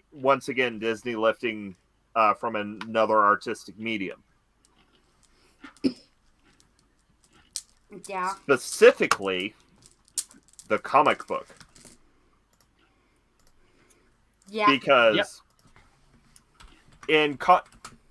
actually it's, comic books influencing the visual language of what denotes a hero throughout American culture at large. Because in the comic books, you have the heroes dressed in primary colors, and to differentiate the heroes from the villains are always wearing secondary colors, your greens and purples. Mm-hmm. So again, it's that continuation of the same visual art style. Yeah. And the Disney visual art style, and now the DreamWorks visual art style. So yeah. Yeah. Yeah, Does that make you the villain of this stream and me the hero? Yeah. And also, we get another one of my favorite gags from this movie. And once again, it's like most of the great gags of The Road to El Dorado. It's built on subversion. Go on. So, the Jaguar busts out. Miguel and Tulio scream like little girls, which is, to be expected. Then the Jaguar picks up the Eagle Warrior and drops him. He's, I'm okay. I'm okay. I'm still okay. And then, no, you're not. No, yeah. So he goes, I'm okay, and then the foot comes down. And then you hear him from muffled, underfoot, I'm still okay. Yeah. Which is just fantastic. Because it subverts the subversion. The original joke is always that he thinks he's okay and he's not. And then it goes on to continue to subvert that. Yeah. Which is just fantastic. Yeah. I really like it, the way it gets a bit meta. And This movie's very I feel meta. like... Yeah. I feel like there's even a certain meta-ness to the whole Jaguar and Eagle thing. Yeah. Yeah, definitely. And then we see that and this is essentially a fight of humanity versus magic, is what's going on here. Yeah. The spears don't hit, but the horse kicks it, and it falls into lava, it falls into the earth, but doesn't get destroyed. And then and if you look at it, it goes through all the elements. The Jaguar is of earth. Yeah. It's then you've got climbing over the earth, it gets over. Then you've got into the lava, there's your fire. Yeah. And then they get out of that. And then you've got the moment of this kind of air going on because they're sort of in midair on that little gangplank thing. Yeah. On the overhang. And then the final destruction, they fall into water. And of course, this is where, Zekel Khan has his big villain moment. And and of course, if the potion hadn't been a villain song in the Disney movie version, it would be here. It would be here. But here, we just have, I know what you are, and I know what you are not. And you are not gods. Yeah. And then Miguel and Tulio go into their, you're a con man? Yeah. Fake which is fighting. Fantastic. Yeah. So Like, we get a repeat of the sword fight, but this time it's got an extra edge to it because they're working through their breakup. Yeah. And there's the Chell angle and all that, and but the thing again that I like about this one, they still end it friends. Yeah. As much as it hurts them to separate, it does feel like they have goodwill for each other. Yeah. Tulio knows that Miguel is happiest there. Miguel knows Tulio's going to be happiest going with the gold. and they're Yeah. happy for each other. Yes, they're sad at the breakup, but they're still fundamentally unselfish in their love for each other. And even though, this staged fight has a real edge to it, they're still on the same page, and they still punch Zekel Khan at exactly the same time. Yeah, and that's the thing with these two. It has the edge, but they are fundamentally on the same side, and that's each other. Yeah. And I think it's really important that these two characters. This really shows that these characters never change. They never change who they are fundamentally, which is they're there for each other. Yeah. Above all else, nothing else matters but each other. And that's there. And then, obviously, Zekel Khan goes into the deep. Yep. And the Jaguar follows. Headcanon for that the Jaguar is made of rock, so maybe it gets trapped down there and stops all the water thing rushing through. Fair. Like further down at the bottom. Okay, also, here's another subversion. Another Disney subversion. Like, Go on. yeah, if you, I'll just say, if you guys have started watching the stream and turning Disney subversion into a drinking game, your liver's probably dead by now. Yeah. Probably, yeah. Probably. I've done... It's a good job I was drinking Pepsi. Yeah, but anyways... Valid. We get the subversion of the Disney villain death. In that he doesn't die. Yeah, in that he doesn't die. But his fate is even worse when you think about it. His fate is... There's a lot to unpack in it. Yeah.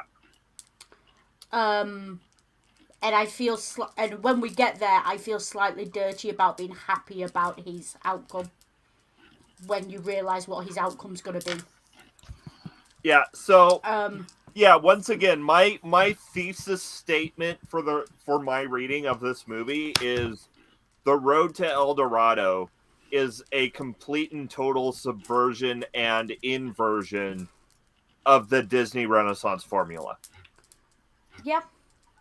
I think this is very true. I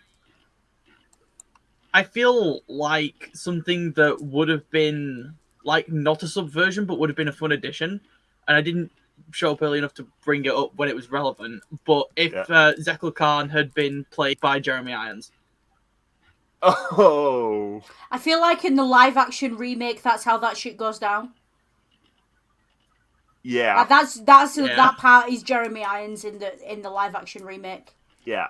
Except for one thing that I'll say at the end, and like I said, feel dirty when you realise. But yeah.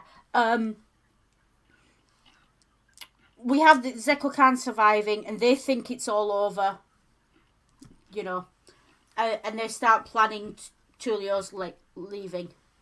And all of this.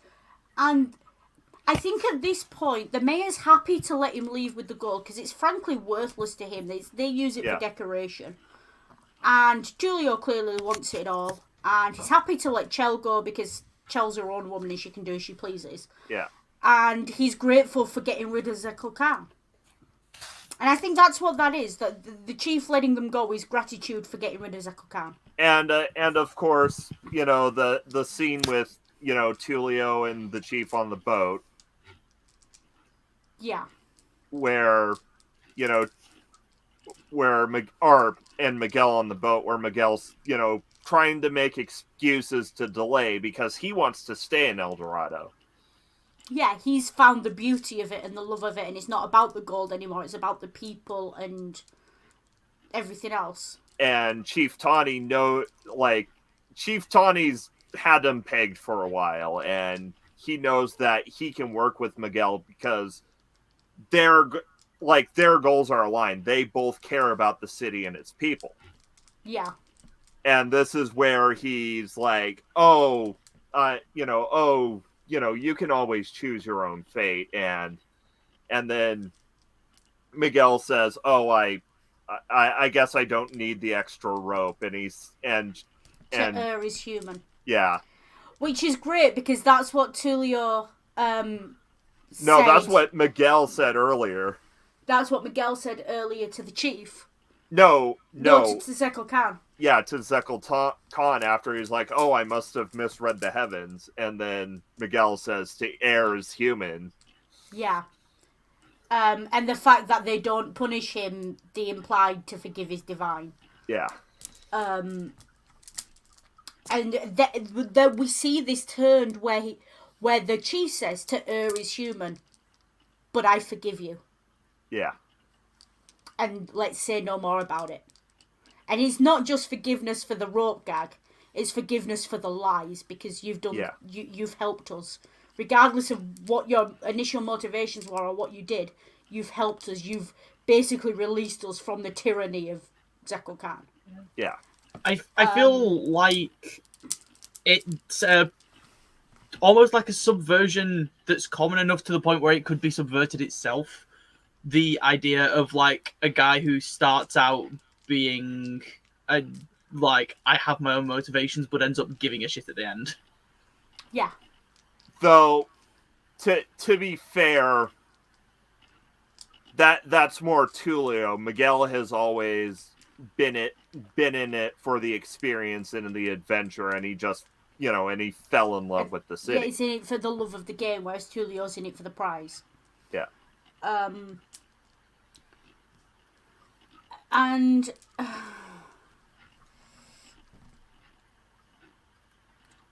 then the final scene, and Altivo comes good, because again, Altivo kind of got pushed to one side a little bit.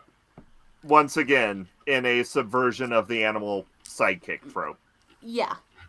And you sort of imagine he spent his 3 days in El Dorado being petted by the children and having flowers put into his mane and just enjoying it and having a good time. Yeah, and eating mangoes and apples and all kinds of good fruits. And just enjoying himself and cool. And then Altivo sees the smoke in the distance. Again, a subversion of the volcano. Yeah. Of, we can't stop that. Yeah.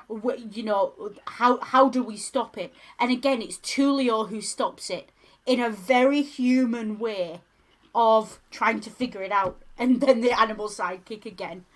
Yeah. The animal sidekick makes Tulio's plan work. Yeah. As Altivo did on the boat, now we've got the armadillo doing it.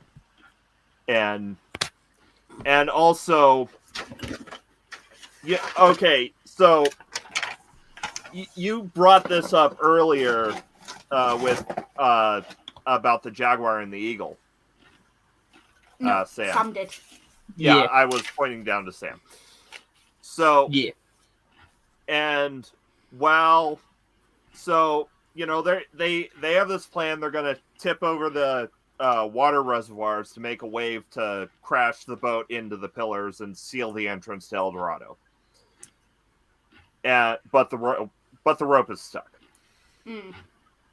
And we have Miguel racing off to help, and while Zekel Khan descended into animality, we have Miguel's leap and that shot into a bird of paradise kind of thing. Yeah, where we have the rays coming, where Miguel essentially has something of an ascension. Yeah, a godhood. Yeah. This is his ascent to godhood.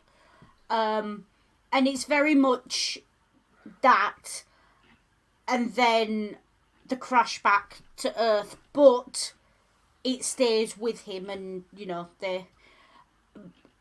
and Miguel's entire colour scheme throughout this is sun god and reds and golds and just and it's really, it's an interesting visual, because at the moment where everyone who's important in this plot knows that Miguel and Tulio are just human, yeah, that's when Miguel becomes a god. Because up until that point, all the sort of mystical stuff that's been attributed to them, Tullio did. But Well, Tullio or Chell did. yeah, but Miguel's ascension is in saving his friend, is in the love for Tullio and for his escape and everything else. Yeah. And in the moment of sacrificing his freedom and his peace and what he found to save his friend, to save Tullio. Yeah. And it's that it's very messianic and very, there's a lot going on there. Yeah. And then lands, and it's almost like, Sam, tell me if I'm stretching too far because I don't want to pull a muscle. But this sort of the fall from going from the world, if you like, from the world of the light. It's almost like the bit with the boat going through underneath and the water is very much the descent into the underworld in the hero's journey. And in, we see Orpheus and, that kind of going. I think that sort of symbolism would be reasonable to read, especially if you want to. I think you can actually pick that out and go, that embodies a theme that actually runs through the general thing of the heroes being embodiments of the sky and the sun and the above, and the villain being the embodiment of the earth and the below. Yeah. The chthonic versus the. And I mean, even I think that's. Go on, sorry, Ring. And I mean, even Cortez, like the only time you see him out in sunlight is when he's giving his departure speech, and where he's saying, "We're going for Spain, for God, for glory, and then for gold." Yeah. And then all the rest of the time, he's shaded in darkness. Yeah, and it's even to the point, Tullio's colour scheme is darkness. He's the chthonic god of the duality. And obviously, Miguel's meant to be like the sun god of the duality. And he comes into his own in that boat when they're under there.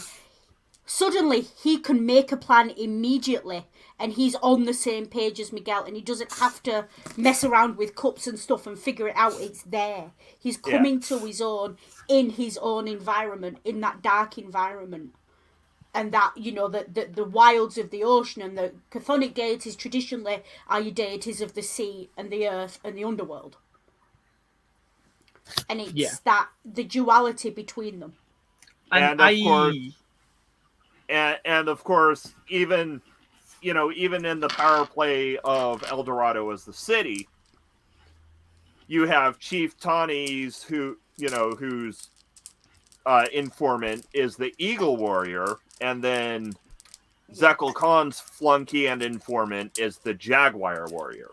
Yeah, the sky and the earth. Yeah, it all feeds in.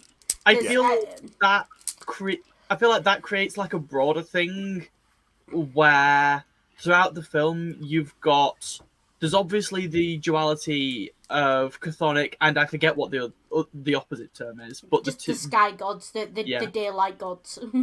I can't remember the technical term. Don't at me. Yeah, you've got that duality, but then you also have a lot of the human characters who have a mixture. Yeah.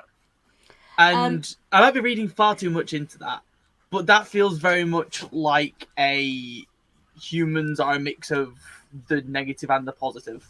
Sort of thing. I think it feels like we've hit on something in the chthonic sky god duality. But also, if you really want to read into the queer coding reading of this film, there's a definite reading that compares the way Miguel jumped onto that ship and went after them to save them and everything else with Orpheus and Eurydice and the descent into the underworld, and and the difference is Miguel doesn't look back. When he knows it's over, he doesn't look back. He's happy with them there, and he never once looks back, and he's with them. Yeah. Which is that subversion of that myth and the themes of that myth. and of course, another thing.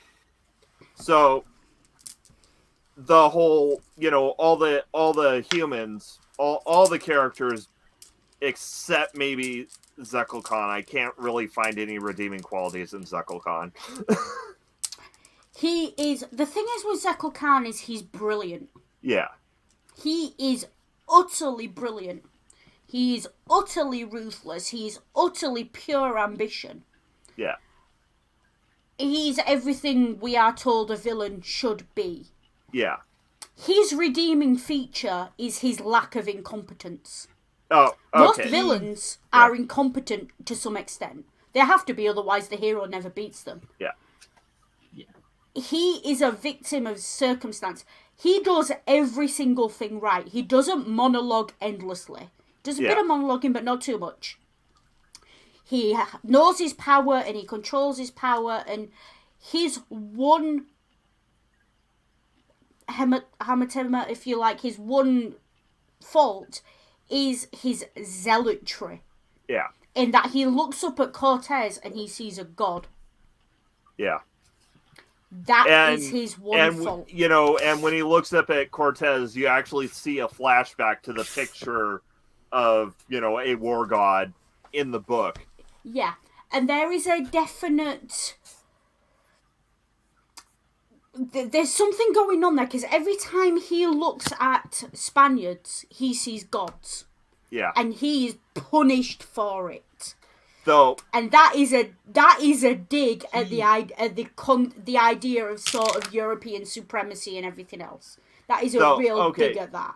But here is my point, because I was gonna so how all the human characters are a mixture of the sky and the chthonic, of the good and the bad, which is once again a subversion of the Disney formula, because in the Disney formula, your protagonists are pure good, your villains are pure evil. Yeah.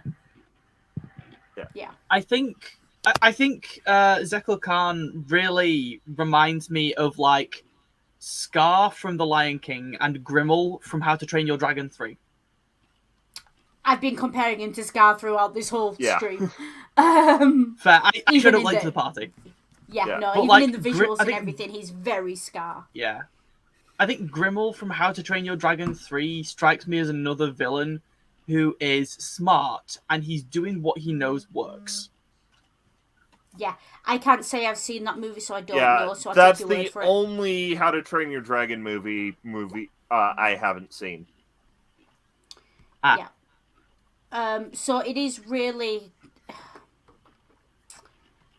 Scar, for me, is the ultimate Disney villain. He's the one Disney villain who was competent and capable, and basically it was his own hubris that brought him down. He's a classical villain. But it was his hubris that brought him down, not his stupidity. Yeah. Scar was clever, but it wasn't his cleverness that was the problem. It was his advisors that were the problem. Yeah. And it's that about thinking he was untouchable that was the problem. He wasn't stupid, he was cocky. And there is a difference. Yeah, and this Zekel Khan is not stupid, but he's cocky. And he zealous. Thinks he can control the gods. He can lead the gods. He can speak for the gods. It's his hubris. He's a classic Greek. It feels... Yeah. It also feels very Macbeth Greek almost. Tragedy sister. Yeah. It's that classic tragedy, isn't it, of his hubris is what's going to bring him low. Yeah. Yeah. He thinks he's clever and well-intentioned. Or, as Tulio put it, he's fallen for his own con. Yeah. Yeah. And so they crash the pillars, and just as Zekel Khan and Cortez arrive. Yeah. And we see the fall of Zekel Khan. And once again, Cortez's last line of the movie, "You lying heathen." Right. Two things. First of all, once again, Chell saves them because she's the one who's situationally aware. Yeah. Yay! Yay for Chell. And she proves her worth in that moment. She proves she's, she's just as good as the guys. And that's what that's for. Now, Zekel Khan, the thing is, it's never outright stated what's going to happen to Zekel Khan. And there's two possible readings. In that book he has, there's an image that's shown earlier in the film but never commented on, where a god that looks like a titan, all in black with a thing, is killing someone. Yeah, with and he's ripping out their chest. Yeah, yep. That could be the outcome because he visualizes Cortez as that god. Yeah. Or there's the other outcome. There's what Cortez threatened Miguel and Julio with. Yeah. Being sent to a plantation and enslaved. Yeah. And particularly given that he views Cortez as a form of deity, and given the imperial history of what happened in South America when the Spanish landed, that's pretty gross, and that's the reading that makes me feel slightly dirty for liking that. If any character in any fictional medium deserves an outcome like that, to be brought low from high priest to plantation slave, it's that dude. And it's fiction, so I can say that and not feel bad, even though I do still feel slightly bad and icky saying anyone deserves all like that. Yeah. But it's fiction that that's what it's for. In the whole cosmic fictional karmic sense, he got what was coming. Yeah, he really gets his karmic justice. Yes, Rain Hammer.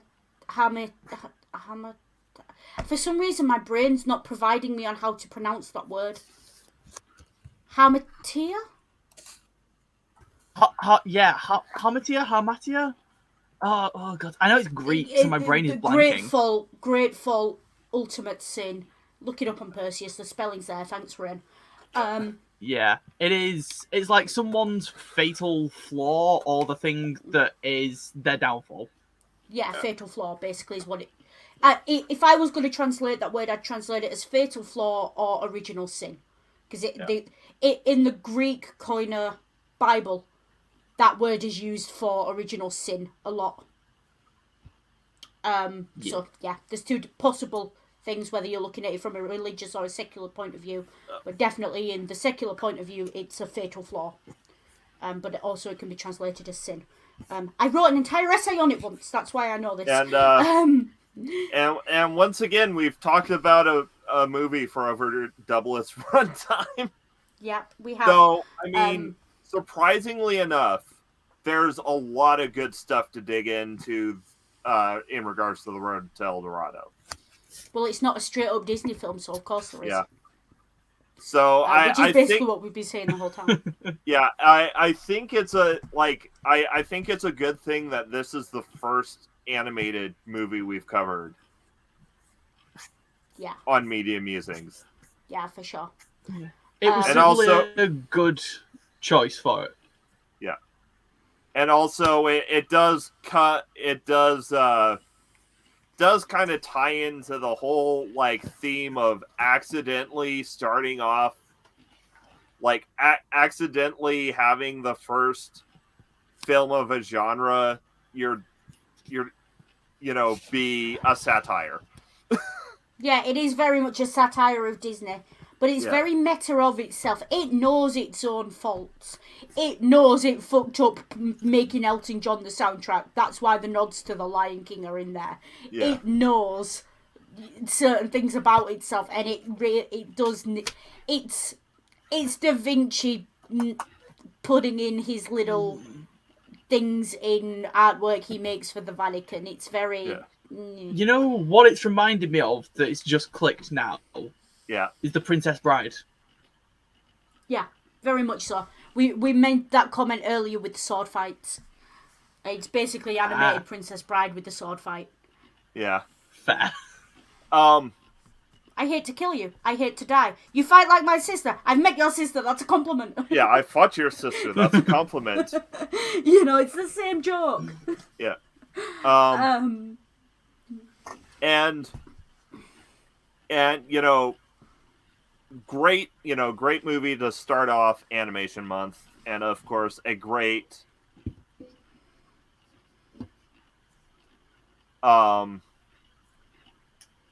Yes. and of Just course say yes.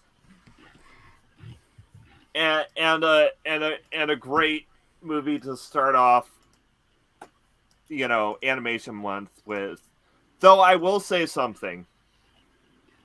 Ironically, out of all the DreamWorks movies, that this one was the one that got sequel baited so hard, but it's also the only one, one of the only ones that didn't get a sequel.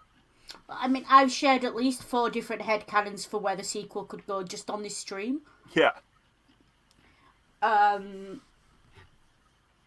still think they should find some of the gold that went through there. Maybe if they go around the corner, round the back of the waterfall, and there's another outlet where all the gold came through, where it went straight down. Yeah. But then, because the Jaguar went down there, the Jaguar's trapped in there. And it's died in there because he's now been taken off and there's no magic controlling it, so it's just rock. So there's all this gold and then the rock there. But if you dug through the rock, it would reform that stream. Yeah. But the Jaguar being there means that stream's not going to be a whirlpool at the top, which means no more human sacrifices going into it. Yeah. So it all feeds into itself. I like this headcanon. I'm keeping it. I like that. That's fun, actually. Yeah. I'm keeping this headcanon. I like it. This headcanon is mine now, Steels. Yes. Yeah. You may have. Yeah, and they take the gold and maybe they get back to Spain with the gold before Cortez, because Cortez is still in South America, and make a life for themselves there. Well, I mean, obviously we know what happens to Cortez. He goes up to Tenochtitlan. Yeah. But so final thoughts. A beautiful, fantastic, wonderful movie with an excellent plot and brilliant characters spoiled by Elton John's ego. My thoughts are generally, I've not seen this in fucking ages. I should do it again. And also, there might have been a subversion or two in this one. It does well stand up to adult viewing.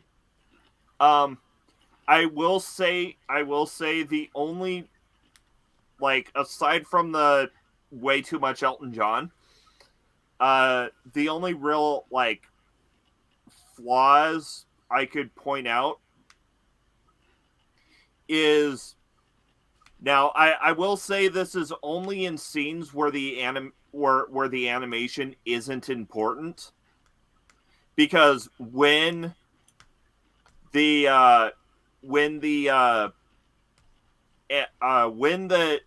animation is important, it's on point. Mm. But in some of the scenes, it is a little janky. Yeah. But you only really get that if you're really watching it with your full attention. When did this film come out? This film 2000. came out 2000. 20 years ago. Yeah. It's older than me. We're talking about a film that's contemporary to Titanic, the first Harry Potter movie, Space Odyssey. And when you compare it to things like that, yeah, and when you compare it even to The Emperor's New Groove, it is well ahead of its time artistically and visually. It's the art style and the visual style stands up today. I watched it today, and it stands up in comparison to modern animation. And I mean janky, and there's bits where the facial animation is a little wooden, but it's only in scenes where the facial expression aren't important. Yeah, exactly. Yeah, I think the fact that the different artistic styles that it's used throughout, at least from my memory, seemed similar enough that I didn't notice until I really thought about it, that they were using different styles at different points. Oh, yeah. Yeah, you are not gonna watch this film and notice the janky animation unless you're actually watching it looking for criticisms. Yeah. You know, like we've watched it because Yeah, we're looking for... like I said, this is the nitpick to end all nitpicks. This is nitpicking the nits on the nits. Yeah.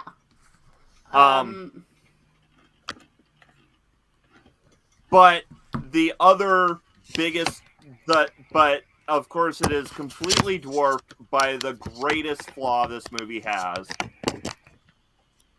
They completely wasted Hans Zimmer. Yeah, they did. Because you hear, like, you can hear what this could have been if they relied, like, what the score could have been like if they relied less on Elton John and more on Hans Zimmer.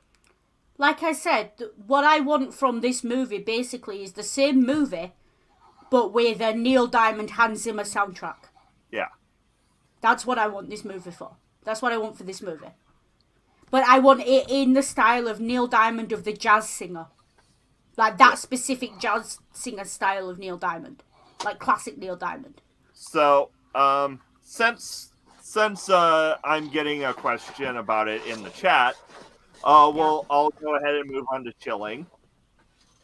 So next week, because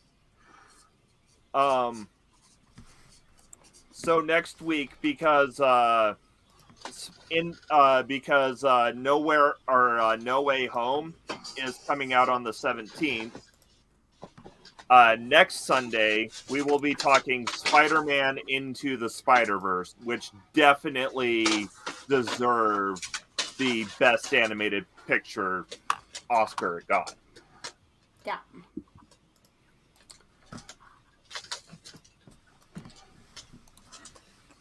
Let's see. It's a shame that I am going to miss that one because I will not be around next week.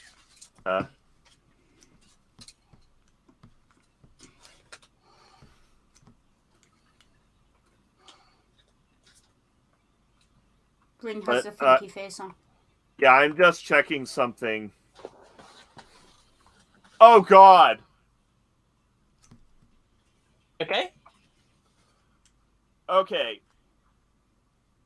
So, apparently it got Critics' Choice for Best Score.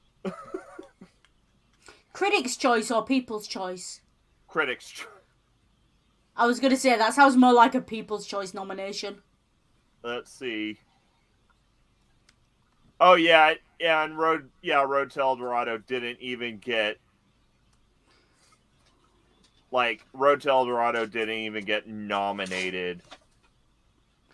Listen, when your soundtrack isn't even nominated for a Teen Choice Award, you know there's a problem. No, like, didn't get any kind of big nominations.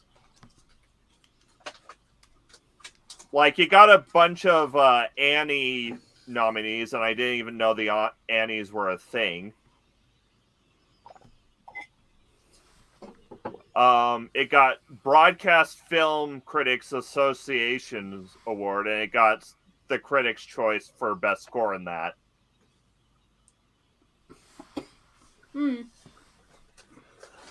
And then it got Kids' Choice Awards, Favorite Voice from an Animated Movie. Kevin Kline got that one. And then Motion Picture Sound Editors. It got a golden, or it was nominated for 2 Golden Reels for Best Sound Editing. But yeah, it didn't get any kind of nominations. Yeah, that tracks. Yeah. Well, I mean, they don't call Best Animated Picture the Disney Award for nothing. Yeah.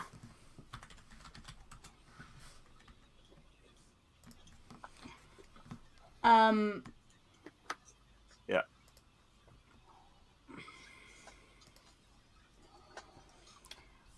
And I think, I don't know, it's kind of telling because this came out and then a couple of years later they had the Spirit movie. That got the nomination for Best Animated Feature.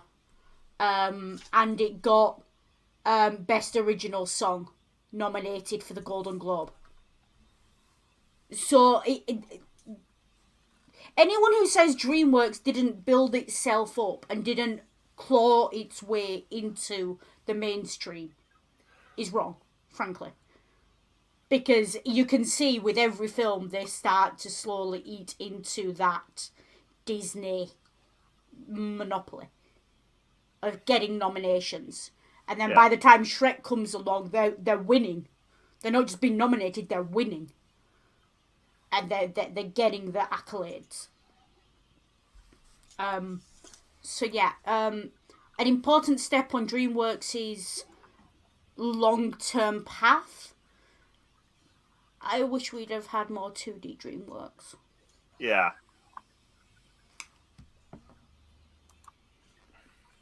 That's my takeaway. Yeah. Also, like, Elton John needs to let Lion King live and just let it die. Yeah. Let it go already, dude. Like, even to the point recently, there was a thing where apparently he said they spoiled the music on the Lion King live action remake or whatever. And it's like, wow. Okay, but are you still relevant? Like, you know, the guy's clearly still dining out on the Lion King and was not pleased that, you know, he wasn't called in for it. I think this film's a lot of the reason why. Disney looked at what he did on this film and went, no, thank you. But yeah, that's my final say on it. Yeah. Fair. I'm not sure I have much more to add. Yeah. Any more Shilling Ring? Hopefully next Saturday I won't be too burned out to run secular D&D. Also, embarrassing story stream if you ever get me to 200. Get Ring to 200 subs. Yeah. But, yeah, next week is Into the Spider-Verse. Week after that is Emperor's New Groove. And then we're going to wrap up both the year and the month with Brave. Oh, Brave! Oh. See, this Brave is one of those that I would actively clear my calendar to be able to make. Yeah. Yeah. Yeah. So that's the final Saturday of the year, which I think is 26th. Is going to be the Boxing Day. Final Sunday of the year. Sunday of the year even is going to be the 30th. Yeah. No, it'll be the 26th. 26th is Boxing Day. Yeah, because Christmas is... Wait, no, I'm looking at January. Hang on. Yeah. So, 5th, we've got Into the Spider-Verse next week. Yep. New Groove, 26th, Boxing Day is going to be that, yeah. And then, what are we doing for the first of the new year? If I'm not still hungover from New Year's. Yeah. We'll see how that pans out, because I might have something going on as well. But with that, I think we'll go to taglines. Well, as always from me, take care, be good, and if you can't be good, remember, use your noodle. And Sam? Have a day, and remember, communication is key. And remember, the purpose of a storyteller is not to tell you how to think, but to give you questions to think on. Too often, we forget that.